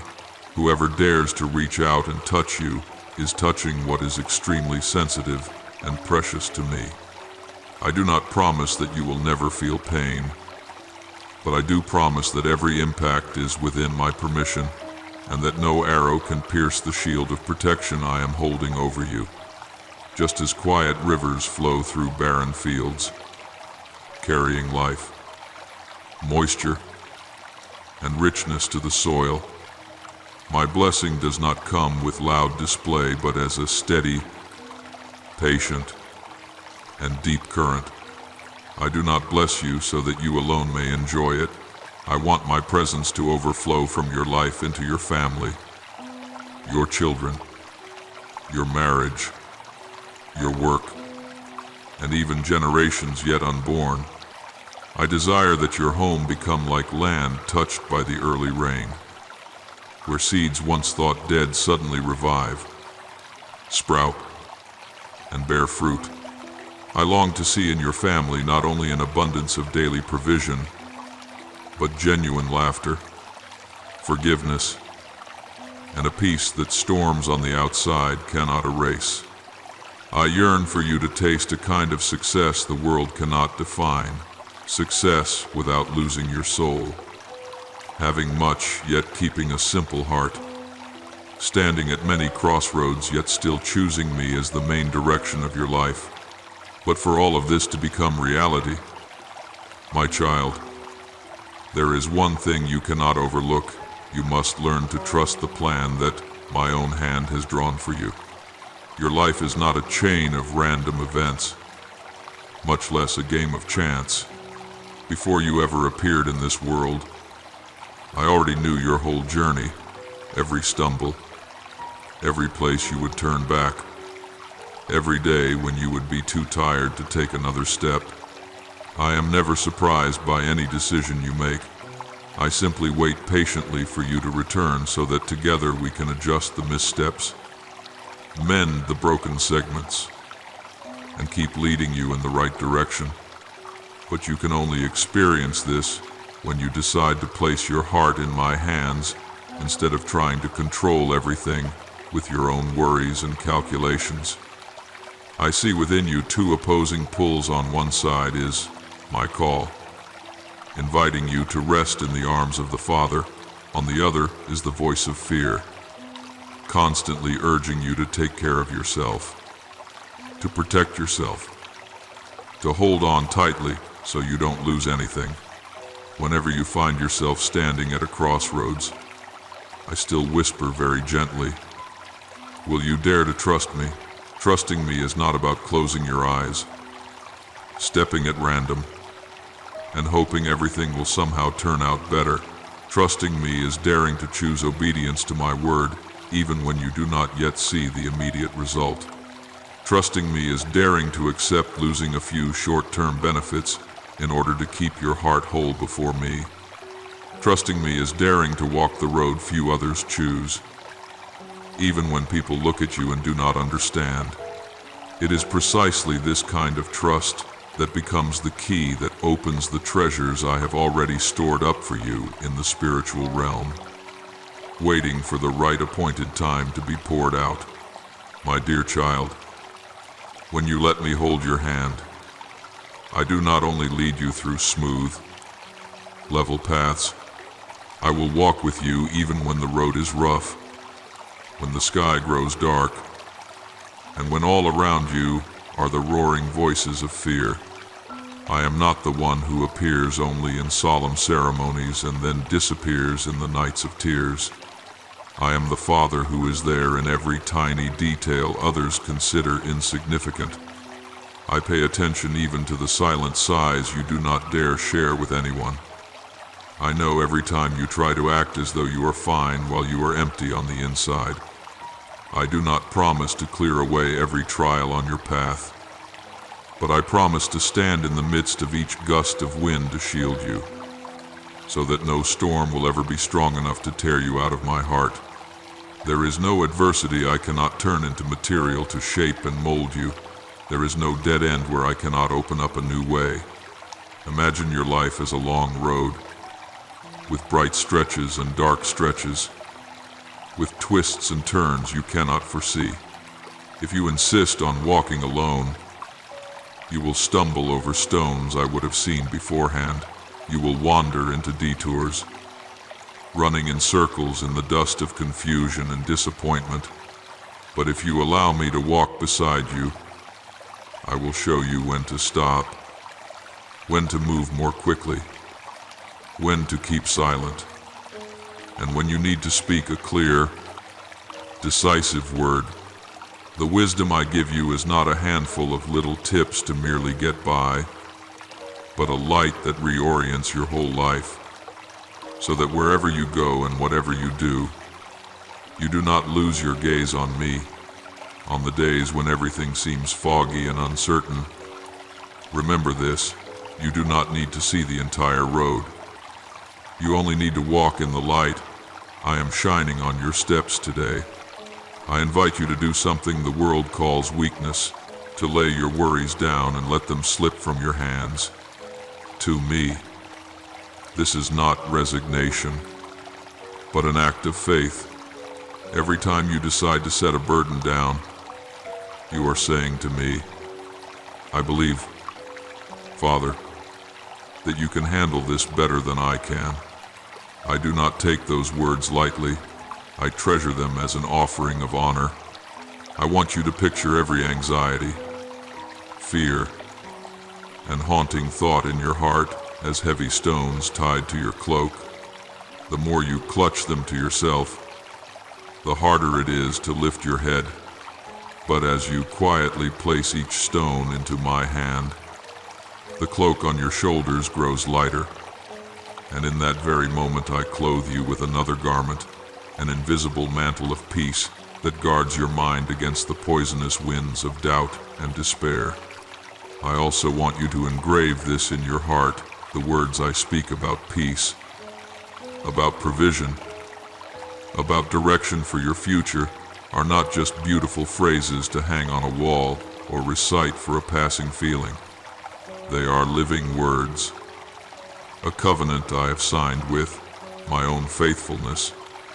The success I speak of is not confined to numbers, positions, or applause, but is a life that runs on the right course, feeling complete in me, whether it seems little or much in the eyes of the world. The abundance I long to give is not only in an account balance, but in the capacity to give, in the joy of sharing. The peace I promise is not a day without problems, but a heart that remains steady when trouble knocks at the door. These are gifts I have prepared, not that will appear if you become more worthy, but that are waiting for you to return to the true place of trust. My child, tend the flame of faith in your heart the way one guards a small lamp in a windy night. Do not let it go out just because of a few sudden gusts of circumstance. Your faith does not need to be spectacular, does not need to shout, does not need to prove itself to anyone. It only needs to be real. As long as you can still whisper to me, I still believe, even though I have not yet seen, that is enough for me to keep on working. I commit myself to you, not in one area only, but in every part of your life, from what people call sacred to the most ordinary. Every day matters. There is no corner of your life where I say, you handle this one yourself. I want to step into both your joys and your sorrows, both your successes and your failures, so that in all these places my imprint is revealed through the way you live, the way you respond, the way you rise again after every fall. The love I have for you goes beyond every measure your human mind can devise. You may have heard the words "God loves you" so often that they sound familiar. But I long for you to pause and look deeper. If I did not spare what was most precious, my only son, what would I withhold from you? If it truly helps you draw nearer to me, I never intended to leave you standing alone in the battles of this life. There are times when you feel I am silent, but silence does not mean absence. There are moments when you cannot feel my nearness. But your emotions are not the measure of my presence. I am present through my promises, through the covenant I have made, through every time I drew you up from a deep pit when even you do not understand how you survived. Therefore, my child, choose to trust, not to trust blindly in feelings or circumstances, but to trust in me, myself, the one who has walked with you since your earliest days and will be with you until your final breath. When you dare to place the steering wheel of your life into my hands, you will begin to see my promises shine through the hidden corners of your days, in the work that seemed completely stuck, suddenly opening up, in the relationship that seemed shattered, being restored, in a heart that seemed hardened, suddenly able to weep because it has been touched. The inheritance I have prepared for you is not a distant mirage, but a real estate of grace in which your name has been written long beforehand. I am only waiting for the day you trust enough, grow quiet enough, and become soft enough in heart to receive it in full. And when you find yourself standing in that blessing, you will no longer fear that the blessing will destroy you, because you will know you are no longer clinging to the blessing itself, but to me, the source of every good thing. My child, what I am about to place in your hands is not a sharp blade to shred your life, nor a heavy hammer to crush your soul. The inheritance drawing near does not come to grind you down, but to lift you up after all the years you thought you had lost for good. It comes like a warm hand pulling you out of the mud of shame, wiping away the tears you did not have time to dry, lifting your chin so that you dare to look at yourself again through my eyes. I use this blessing like a new garment to wrap around you, not for display, but to cover the torn places of seasons when you were despised, misunderstood, and pushed to the margins. It carries with it the restoration of dignity you thought had been buried, the healing of deep places you were afraid to name, the vindication in stories where you chose silence instead of arguing. I am not raising you up so that people will be completely convinced of you, but so that both you and they will be compelled to be amazed at my kindness. When you enter that season, I know there will be many astonished eyes turned toward you. Some will stand at a distance, unable to understand why your path has shifted so quickly. Why doors that once seemed sealed shut now swing wide open.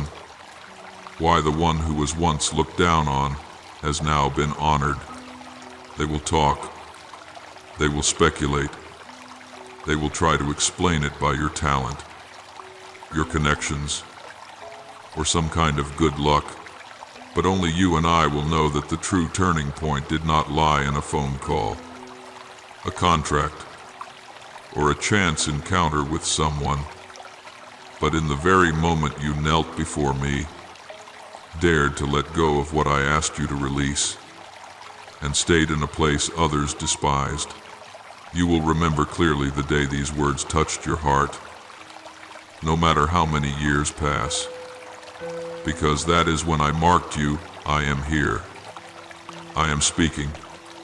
I am turning the course of your story. I have held your hand through the darkest stretches. So the glory to come is not a spectacular comeback of your own making, but the proof that I never abandon anything I begin. You need to understand that the inheritance I have for you is not merely a sum of money to ease your worries about the bills, a position to make you more respected in people's eyes, or a few doors of influence so you can have a voice. All of those may be included in the package of blessing, but the true value of this inheritance goes far deeper. It is bound to the promises I have spoken, carrying the breath of the covenant I sealed with you through the cross.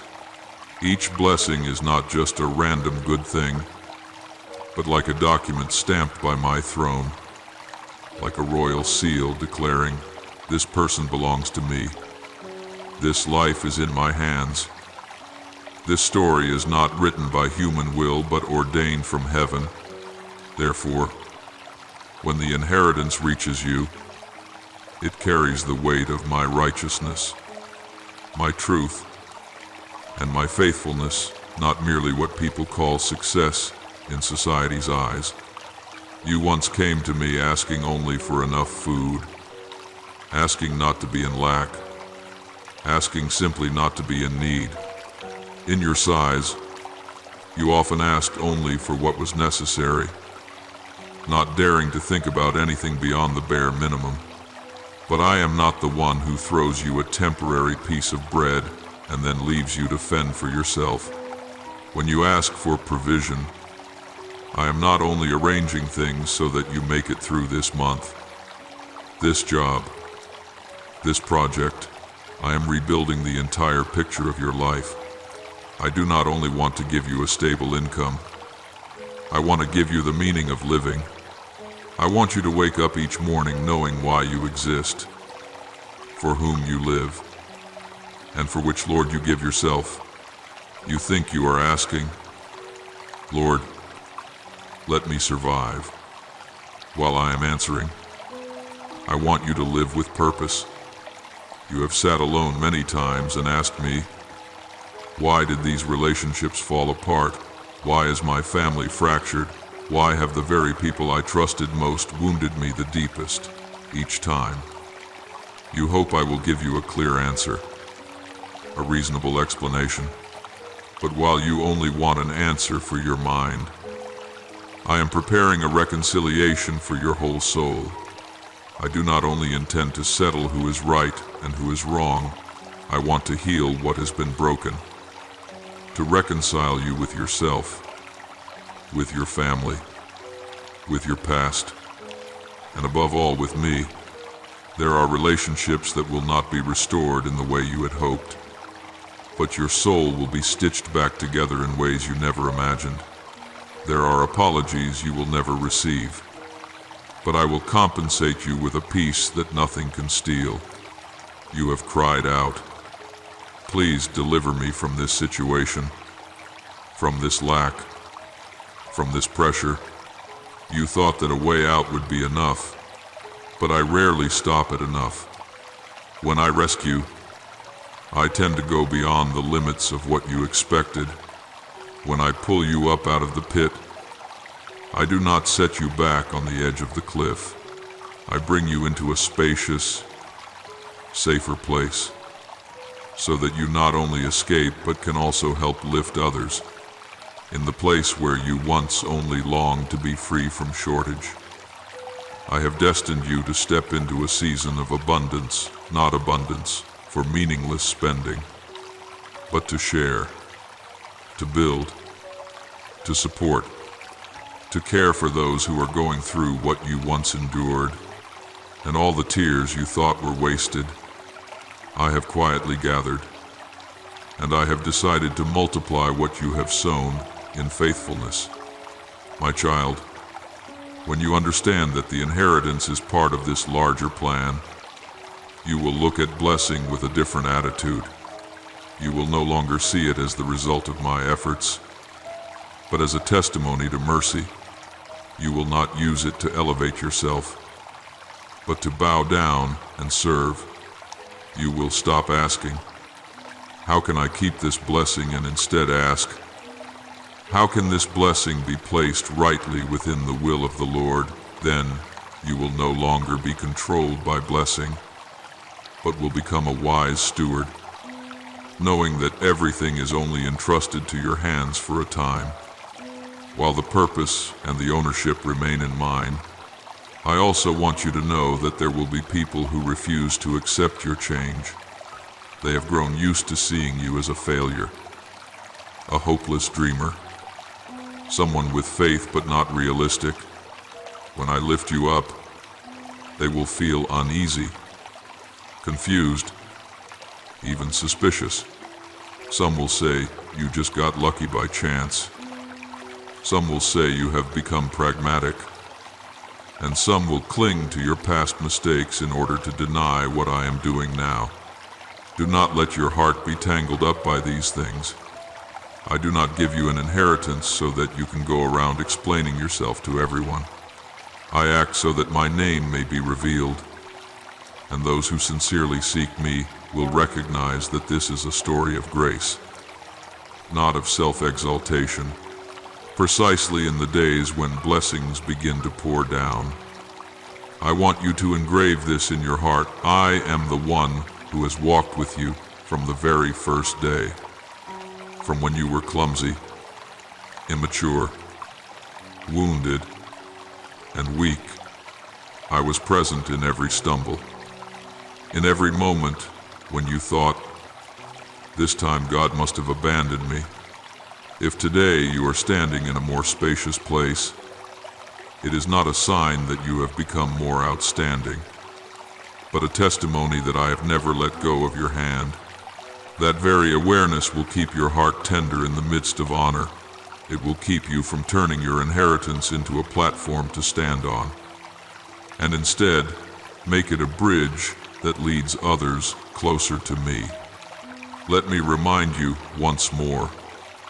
Plainly, when I decreed an inheritance for you, it was a decision signed with the blood of my only Son, not a temporary favor granted because you happen to please me.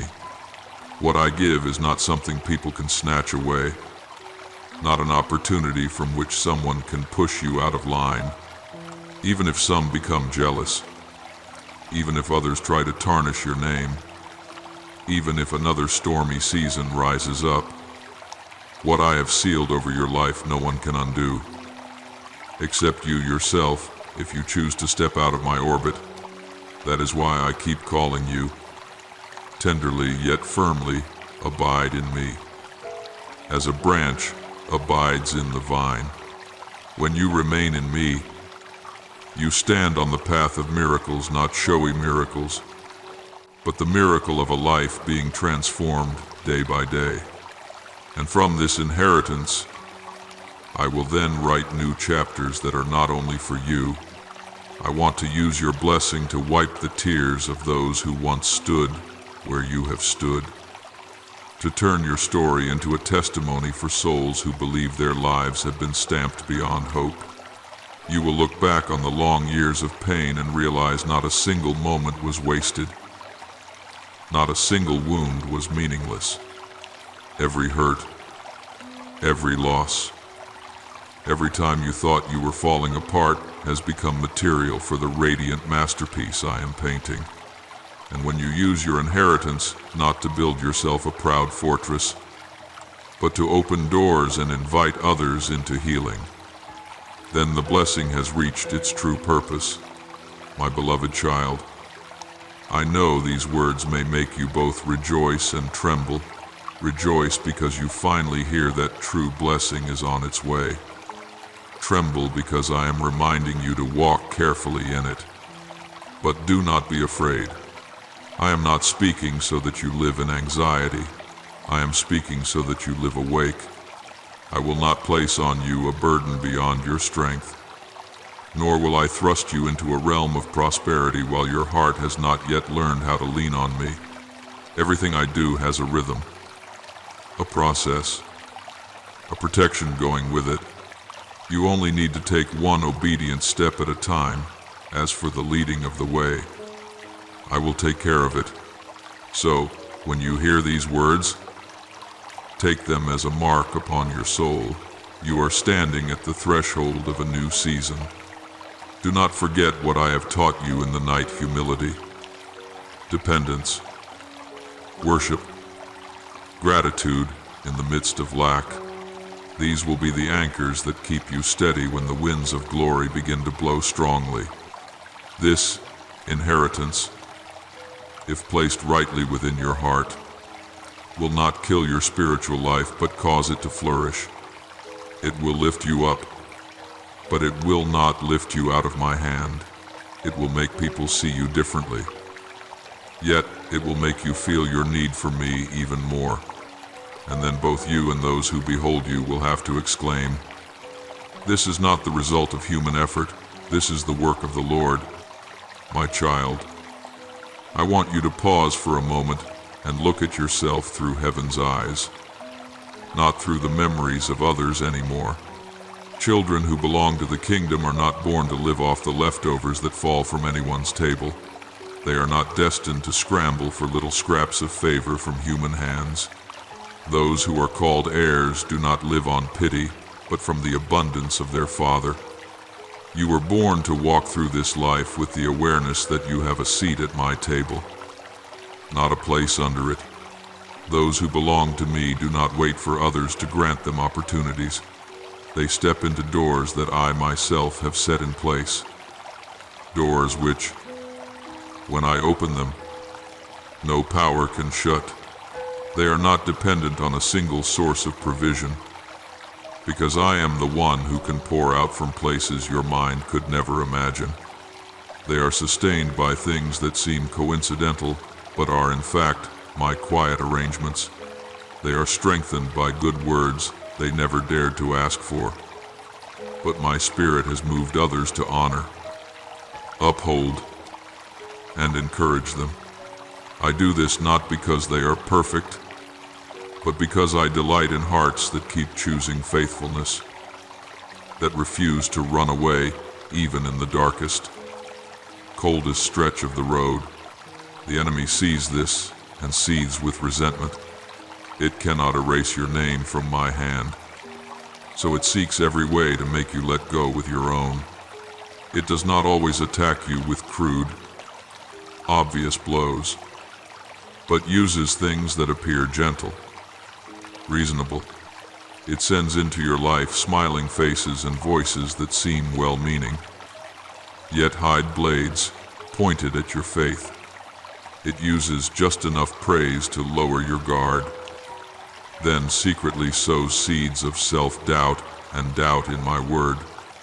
It stirs up shameful memories you thought were buried, then whispers that you are unworthy of anything I have promised. It makes you replay your failures, your stumbles, and says, "See, in the end you are still just this." It does not need to drag you into blatant sins. It only needs to make you give up, shrink back, and devalue yourself to the point of refusing the very inheritance that is yours. But my dear one, what it never expected is that throughout all that time, I was not standing at a distance watching. I was covering you in the very moments when you could not feel me at all. I used the days you thought were out of range of heaven to drive the roots of your faith deeper. When you could no longer lift your head, I laid my hand upon you. When you thought, I don't believe I can go on, I whispered, it's all right, as long as there is even one thread of trust in me left in you. I will take care of the rest. I hid you under the shadow of my wings, even when you felt exposed under the harsh gaze of others' judgment. I concealed you from attacks you never even knew were coming. I blocked slanders that never reached your ears. I scattered schemes against you that you never saw on earth, simply because in heaven I had already said, this child belongs to me. You have had days when your legs were exhausted, your heart worn out, your mind in turmoil. You have thought, I wish I had never been born. I wish I could disappear from everything. I know every one of those whispers in your heart. I have watched the nights when you lay there, eyes wide open, staring at the ceiling, with no tears left to fall. You had no strength for long prayers, only sighs and groans that could not be formed into words. You thought that was failure, but I saw it as the roughest yet most honest hymn, because even when you felt shattered, you still could not let go of me completely. You still muttered, Lord, I don't understand, but I still need you. You were weak, yes, but you refused to let go of my hand. You trembled, yes, but you did not turn your back and run away. In those moments when you rose up half-heartedly, lifted hands with no strength left, and could only say, I worship, heaven was not nearly as silent as you imagined. It is precisely in those moments that seem so small that all of heaven is stirred. When you decide to believe, even when there is no reason left to believe, that is when the color of the spiritual battlefield changes. It is not when you shout loudly, not when you do great things, but when you choose not to let go of the bond between you and me in those unseen moments, that my angels receive their orders to move. It is as though I say to the armies of heaven, there is a soul there, allowing me to shape it through the fire, surround it, protect it, for it will carry a portion of my inheritance on this earth. What do you see? Only a small room, empty hands, and a weary heart. And what do I see? An heir being forged into strength, a witness being formed in the dense darkness of despair. The inheritance I have for you was not thought up recently, nor did I wait to see you doing okay before hastily putting it together. Your life did not begin on the day you became aware of yourself. It began in my thoughts. Even before your body was woven together, I had written the first lines of your destiny in my scroll. I knew which dead ends you would walk into. I knew where you would choose wrongly. I knew your stumbles, your compromises, the times you would wound yourself.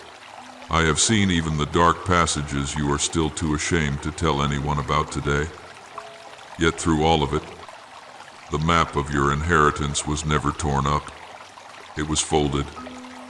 It was delayed. Some paths were made longer, but it has never been erased. It is true that unwise decisions have sent you on detours, and soul ties with this person or that have drained your strength and pulled you off course. It is true there were times you joined hands with things that were not from me, leading you into dead ends where I had never set my feet. There were relationships, alliances you thought were a blessing, but in reality they were delicate nets, slowing every step you took toward what truly belonged to you. I saw those invisible cords, and little by little I allowed situations to arise so that they might be exposed. Each time you were betrayed, abandoned, or misunderstood by those you trusted, you thought I was silent, but I was using those very collisions to snap the links that had been wrapping themselves around your soul. You once complained, "Why did you not let me receive the blessing earlier?" When I was still fervent, still young, with so many opportunities ahead. You did not know that if I had placed the inheritance into your hands while your soul was still in turmoil, while your eyes were still dimmed by flattery, it would have drowned you. In those days you were easily swayed by warm handshakes and invitations to partner that sounded noble, yet hid selfish motives. Back then you still believed that anyone who spoke of me, who used my name, must be upright. You were not yet seasoned enough to distinguish the true light from the light reflected off a warped mirror. You were moved too easily by those who appeared to honor you, and so you were ready to share spiritual matters of life and death that should have been kept hidden. Had I given you the inheritance then, too many wrong hands would have reached in to benefit from what was crafted specifically for you. I love you too much to let that happen. That is why I let time become your teacher. Pain did not come to kill you, but to make you grow. Those long stretches of silence were not me abandoning you, but me teaching you to distinguish my voice from the thousand noises around you. Human rejection became the bitter medicine that helped you stop depending on the gaze of others. Each time you were pushed to the back, seemingly disqualified from the race, I was pulling you closer to my heart. In loneliness, you learned to recognize my voice, not through emotion, but through a quiet knowing. In tears, you learned that not everyone who stands beside you is meant to walk with you to the end. In the breaking, you began to love truth more than smooth appearances. Now, when you look deep within yourself, you can recognize this. You are no longer who you once were. You are no longer easily swept away by inflated praise or by invitations that seem spiritual, yet run against the peace I give. You are beginning to see the difference between those who come to seek favor and those who come to share the burden. Your yes and your no are no longer based primarily on advantage, but on the whisper within your heart. You can now stand before things that once overwhelmed you without trembling as before. Pain has thickened the fragile skin within you, not to make you callous, but to give you the strength to guard what I am about to entrust to you. Now I can tell you what I could not say before the time has drawn near. Not because you are now perfect, you never have been, and you never will be perfect by your own standard.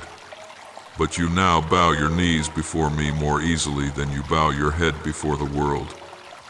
You have learned to let go of certain people in order to keep my voice, rather than keep a few and trade away my presence.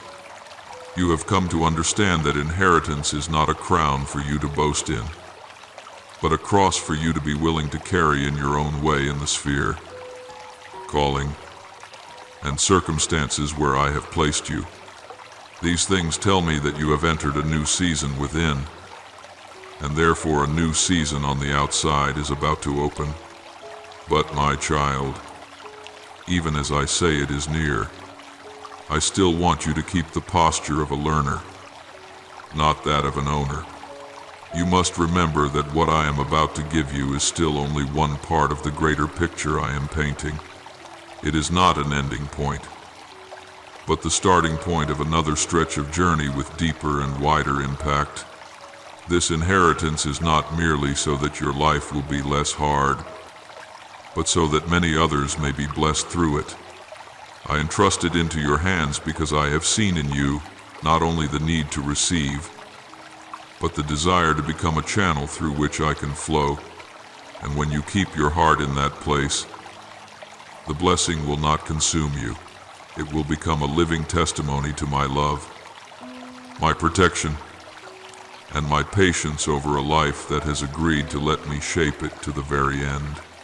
My child, those who lie in wait for you to fall, who whisper, sting, scheme, and calculate to bring you down, they have no idea that at the very moment they think they are winning, I am using their every move to lift you to another level. They think their bitter words will break you, but each arrow they shoot, I pick up and bend, turning it into evidence that my hand still keeps you. They think their plans to erase you will silence your voice, yet the more they push you into the dark, the brighter you shine. For I am the one who makes light burst forth in the night.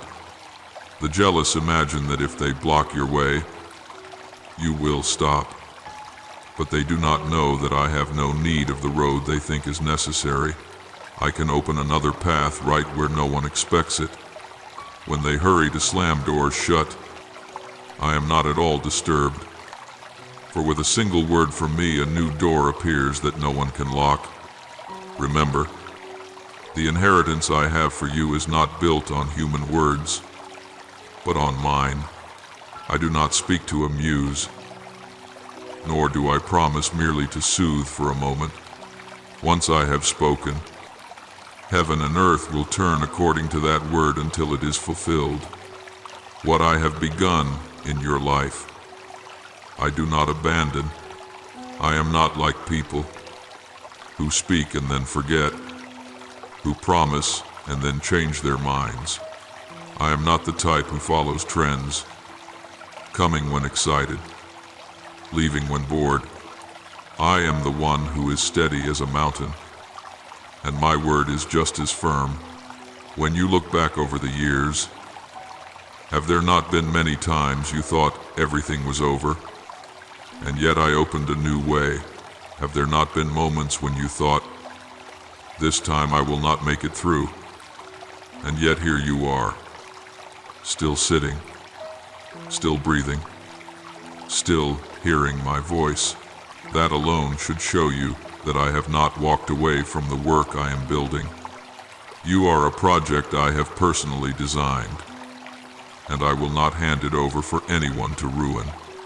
And so, even if storms lie ahead, even if the trials before you look far greater than your strength, I am not anxious. You see high mountains, I see opportunities to display my power. You see great enemies, I see them as inflated shadows meant only to frighten you. You tremble as you look at yourself, counting your abilities, your connections, your resources. But I look only at myself, the one who lacks nothing. You think, how can I possibly win this battle while I am whispering? You do not go into this battle alone. The battles ahead are not arenas for you to prove your strength, but stages for me to reveal mine. You do not need to strain to show others how capable you are. You need only stand and let me be the one who fights for you. The inheritance I am preparing for you does not stop with your generation. It is like a river flowing through generations. When I touch your life, I am also touching your children, those little ones who may not yet realize they are living within the sphere of this favor. You think you are fighting only for yourself, but in truth you are breaking chains that have bound your family for generations, barriers that held your ancestors in defeat, smallness, and shame. I want to shatter them so your descendants will not repeat them. Invisible curses, patterns repeated in the bloodline, I want to bring them to an end through your very life. This inheritance is not merely a sum of money, a house, a position. It is a new history being written.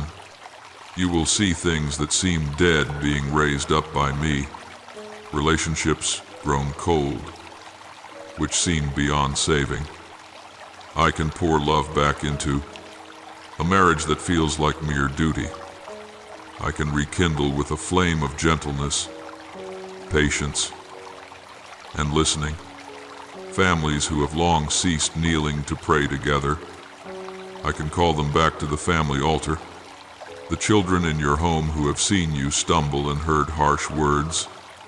I can use the very change in your heart to show them that I am real.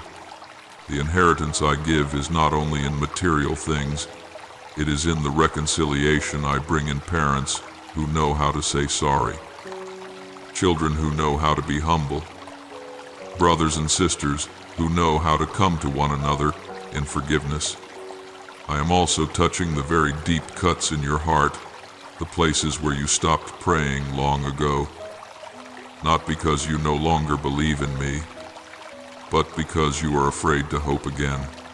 You once prayed for someone to change, prayed for a bad habit to be broken, prayed for a door to open, but as the years passed with no sign at all, you put that prayer away into a locked drawer and told yourself, maybe God doesn't intend to touch this area. You stopped mentioning it, stopped expecting, just to spare yourself the pain of seeing nothing change.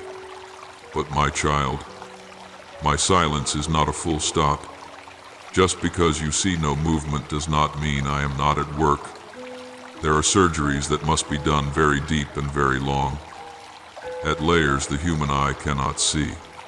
In the same way, there are regions of your soul that I am quietly touching, and when the time is right, the result will appear in such a wondrous way that even you will be amazed.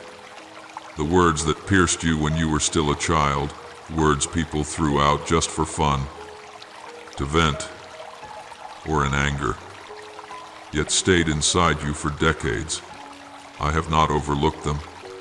I know every single word, and I will not allow those sentences to be the final verdict over your life.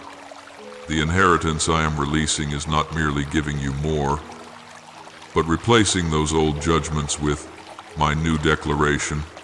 You are the one I love. You are not excess. You are not an accident. You are not a burden. I will use the very places where you were humiliated to honor you in a way that makes people have to admit only I could have done this. People may think they have shaped your future with a few sentences, but I am the one who has the last word. You used to think inheritance was just a series of financial breakthroughs, or a string of job and ministry opportunities. But I want you to understand the inheritance I give is complete. It is the restoration of your self-respect, the ability to look into the mirror without shame, the freedom to be your true self in me. It is when you can walk into a crowded room without that old voice yanking you back, I don't belong here. It is when you can receive a compliment without needing to exaggerate it and without needing to deny it, because you know where your value comes from. The blessing I give will not make you swell with pride, nor will it make you shrink back. It will help you stand tall, yet still bow your head before me. The inheritance I am preparing is not a temporary patch slapped over a tear. It is an entirely new garment, tailored to the stature I intended for you. I do not stick a small bandage on a wound that is already infected. I want to wash it, to heal it from the root. I do not want you to merely hurt less. I want you truly well. I do not want you just to survive. I want you to live fully. Therefore, the blessing I give will be accompanied by inner transformation.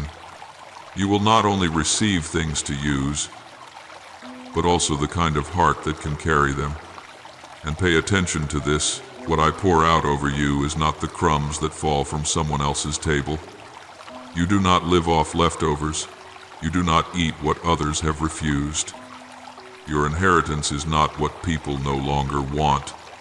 I give you your own portion, a portion marked in heaven with your very name. The flow I have prepared is not a little stream that easily dries up under the sun, but a deep source flowing from me myself, the one called the spring of living water. You do not have to run from place to place trying to catch a few drops. When you are in me, I can cause a spring to break forth in your very desert. When everything around you is barren, you can still be renewed. Because your source does not come from circumstances, but from me. The words I promise you are not dangling in midair, waiting on chance. They rest on the foundation of my very nature, faithful, unchanging. You change. Others change. The seasons of life change, but I do not. When I say I will be with you, I do not add conditions afterward. When I declare that I have plans of peace for you, I do not step back when you stumble. I correct you. I reorient you. But I do not withdraw my promise. This inheritance is not of the kind that is here now, gone tomorrow, here today. Who knows about tomorrow? It is a steady process, held fast by my own hand. Even when your hand shakes, I do not let go. You may ask, so what do I need to do in all of this? I say to you, only this: remain in me. Do not leave the place I have planted you. Keep your heart soft, so that when blessing comes, it does not harden your heart. Let me lead you step by step, even when you think you are wise enough already. Let me call you back to the secret place every time you begin to be intoxicated by applause. Remember to look back and see how I have walked with you in the past, so that you can believe I will not change in the future. When you hold on to this, inheritance will no longer be a danger, but will become the road I use to bring you and those who belong to you closer to my heart. And then one day, you will stand and look back in the midst of all that I have built in your life, and you will understand those schemes were never the main story. They were only the backdrop that made my grace stand out. The tears, the long nights, the words people once spoke over you, all of them only deepen and make more real my story in you.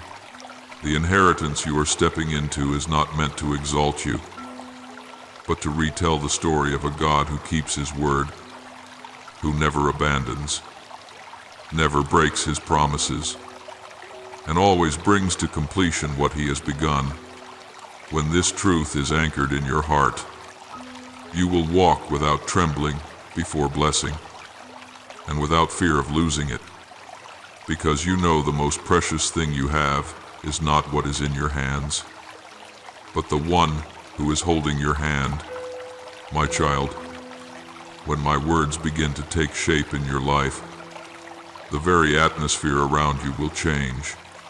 Not only will circumstances shift, but even the way people look at you will be different. Some will rejoice with you sincerely, but there will also be eyes watching only to see where you will stumble. That is why I do not want you to lay out everything I am doing in the secret place between you and me on every banquet table. What belongs to covenant, the times I pulled you out of the depths, the words I whispered to your soul in tears, these are not stories to parade around just to gain views. My dear one, I want you to learn which things should be spoken and which should be kept on the inner altar.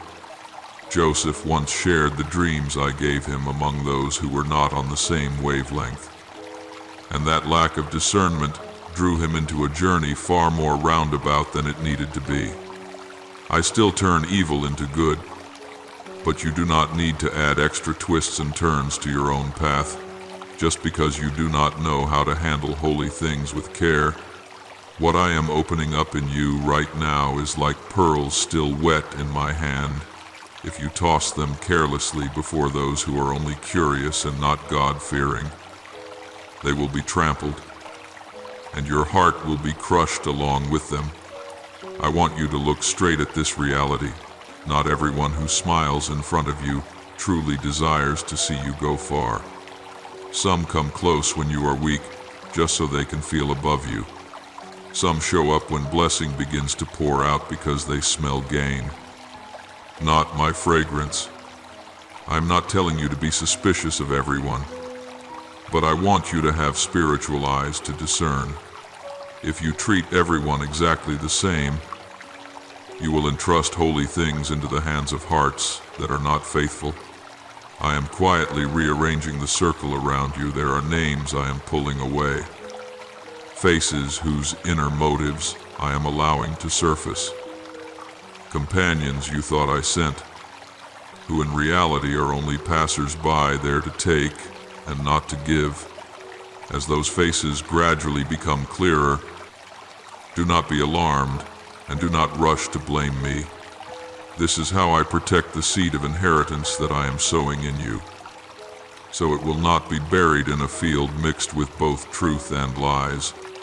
Let me say this gently, yet truthfully. There are relationships you have called brother, sister, friend, spiritual soulmate, that I, myself, have never called by those names. You gave them the right to speak into your life. You shared with them the deepest things I had told you. You allowed them to step into places that were meant only for me, and when they turned their backs, you shattered. You did not realize that many times. By loosening your spiritual boundaries, you turned your heart into a playground for the enemy. I did not establish brotherhood in Christ to become a vessel for control, jealousy, or exploitation.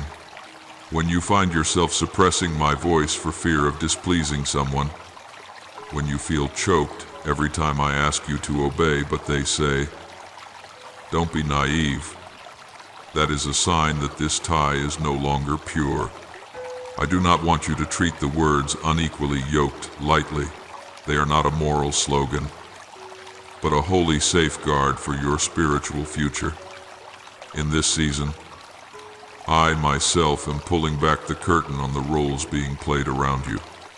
I allow certain words to pierce you. I allow some people to turn away without warning.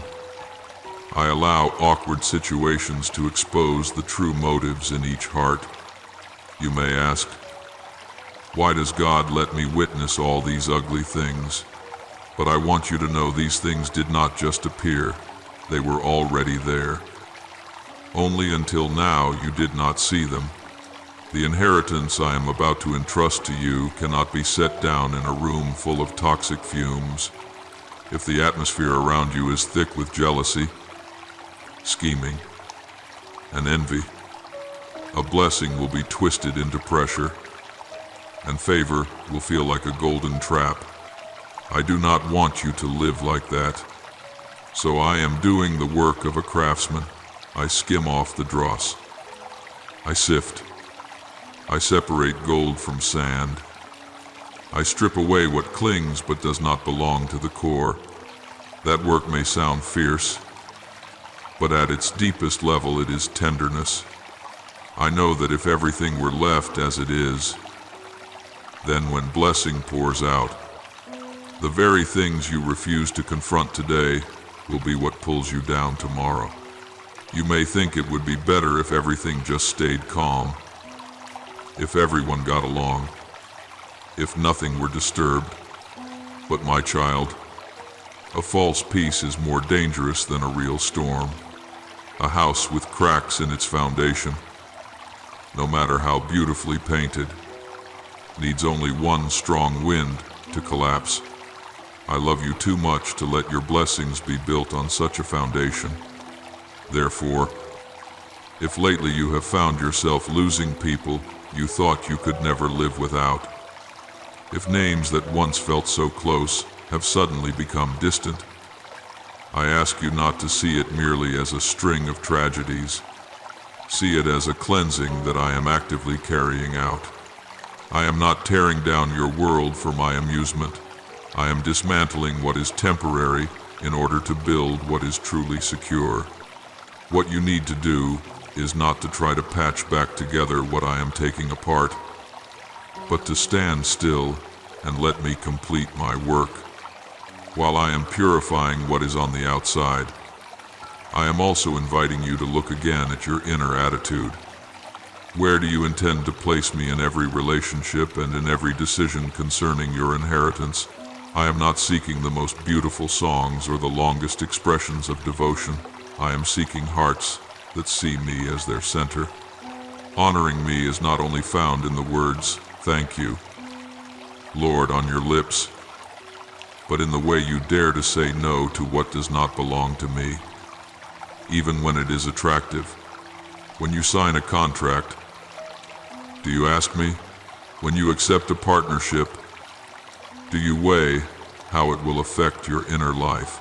When you choose to keep someone beside you only because you are afraid of being alone, do you ask, Lord, is this person in step with your will for me? I want you to let me be involved, not only in your times of prayer, but in every step you take.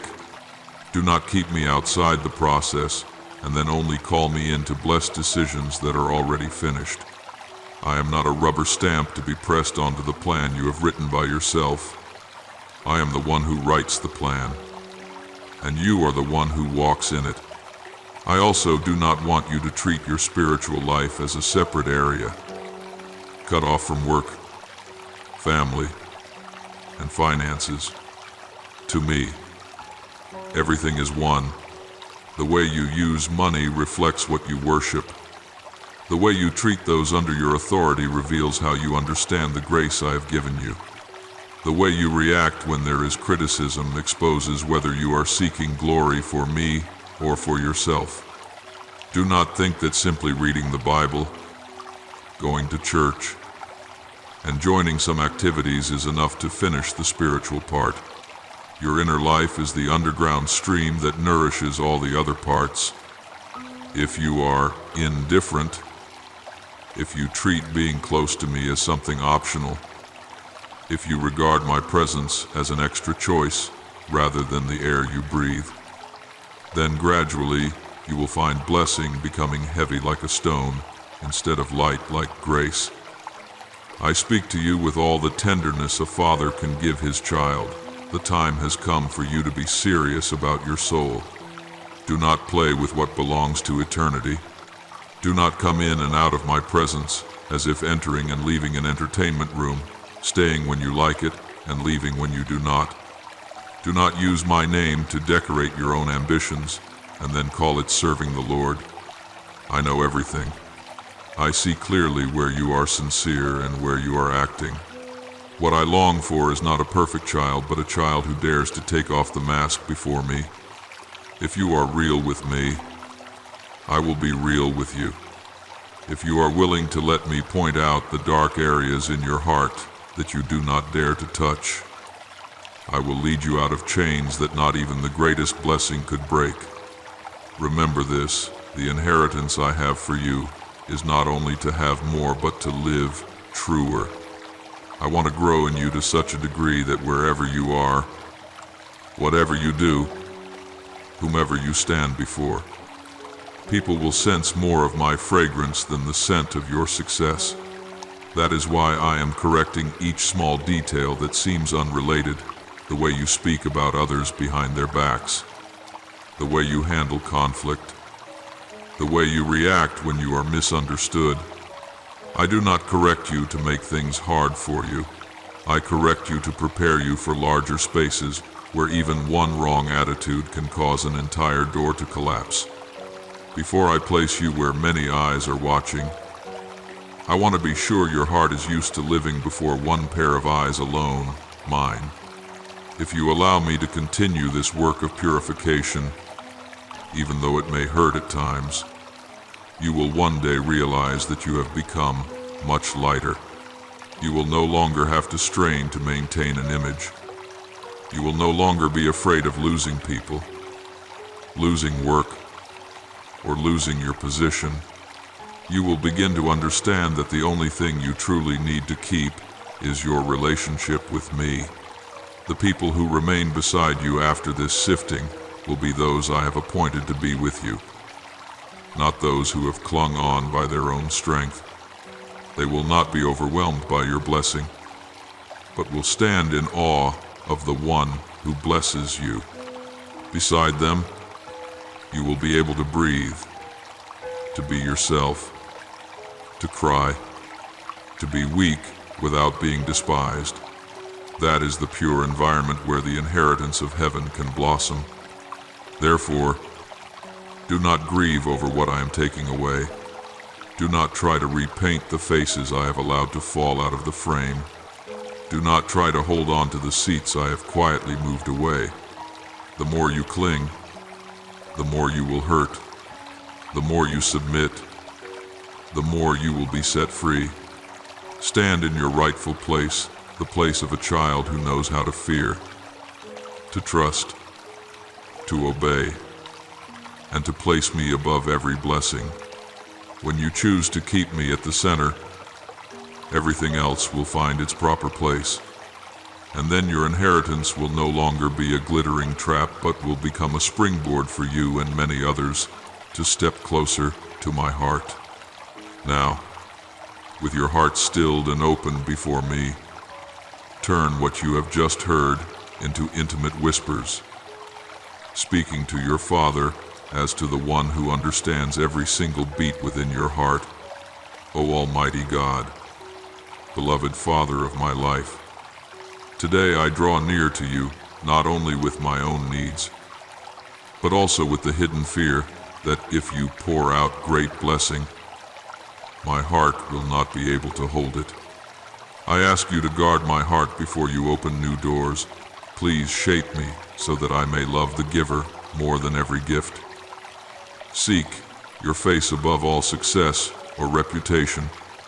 Please teach me to fear being far from you more than I fear lacking money, to tremble more at losing your presence than at losing opportunities. When people praise me, let my ears still listen for your voice. When doors open, let my knees bow even lower. Let blessing not turn me into a proud, cold person, but let it become an opportunity for me to humble myself more deeply. Knowing I am only a steward and not the owner, let me live so that whether in high places or low, when people look at me, they can see only one sure thing, that you, Lord, are still my everything. Heavenly Father, you who see in detail every scheme hidden in the darkness, I come before you with my anxieties about the looks, words, jealousy, and envy of people. There are things I have heard that have hurt me, and there are words I have not heard, yet my soul feels them, making me unsettled and doubtful of myself. Today I hand all those human shadows over to you. I ask that my heart will no longer be controlled by the obsession. What do people think, but will be tied firmly to the truth? What do you say about me? Please remind me that whoever touches my life with evil intent is touching something precious that you are guarding. Please teach me to believe that no scheme can break the plan you have ordained while I still remain hidden in you. I do not ask you to remove every difficult person around me, but I ask you to give me a steadfast heart that is not swept into hatred, not controlled by fear, not responding in the flesh, but simply standing still in you to see your hand fight on my behalf.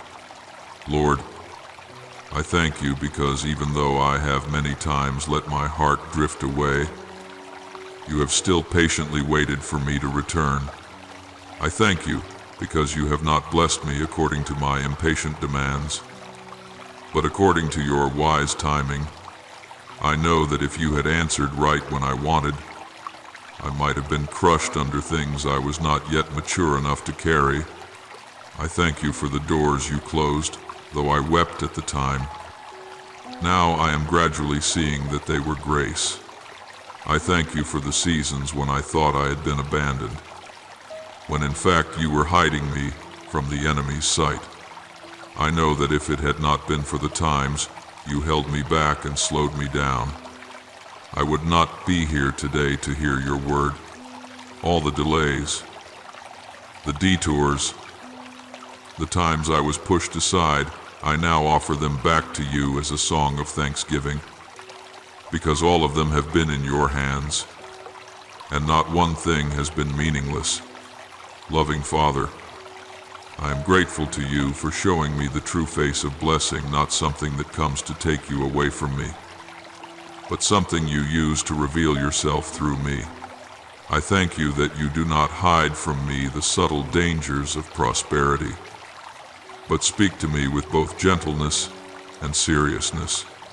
I thank you for allowing me to experience both days of lack and days of abundance, so that I may know the value of relying on you in every circumstance. I thank you that you do not despise the small steps, the times I trembled, yet still did your will, the times I chose to refuse what seemed good simply because it did not bear your mark. You, yourself, have seen and kept all of these. I thank you that you care not only about what I do for you, but that you care about me, the little child who is often tired and afraid, yet still wants to love you with all the heart.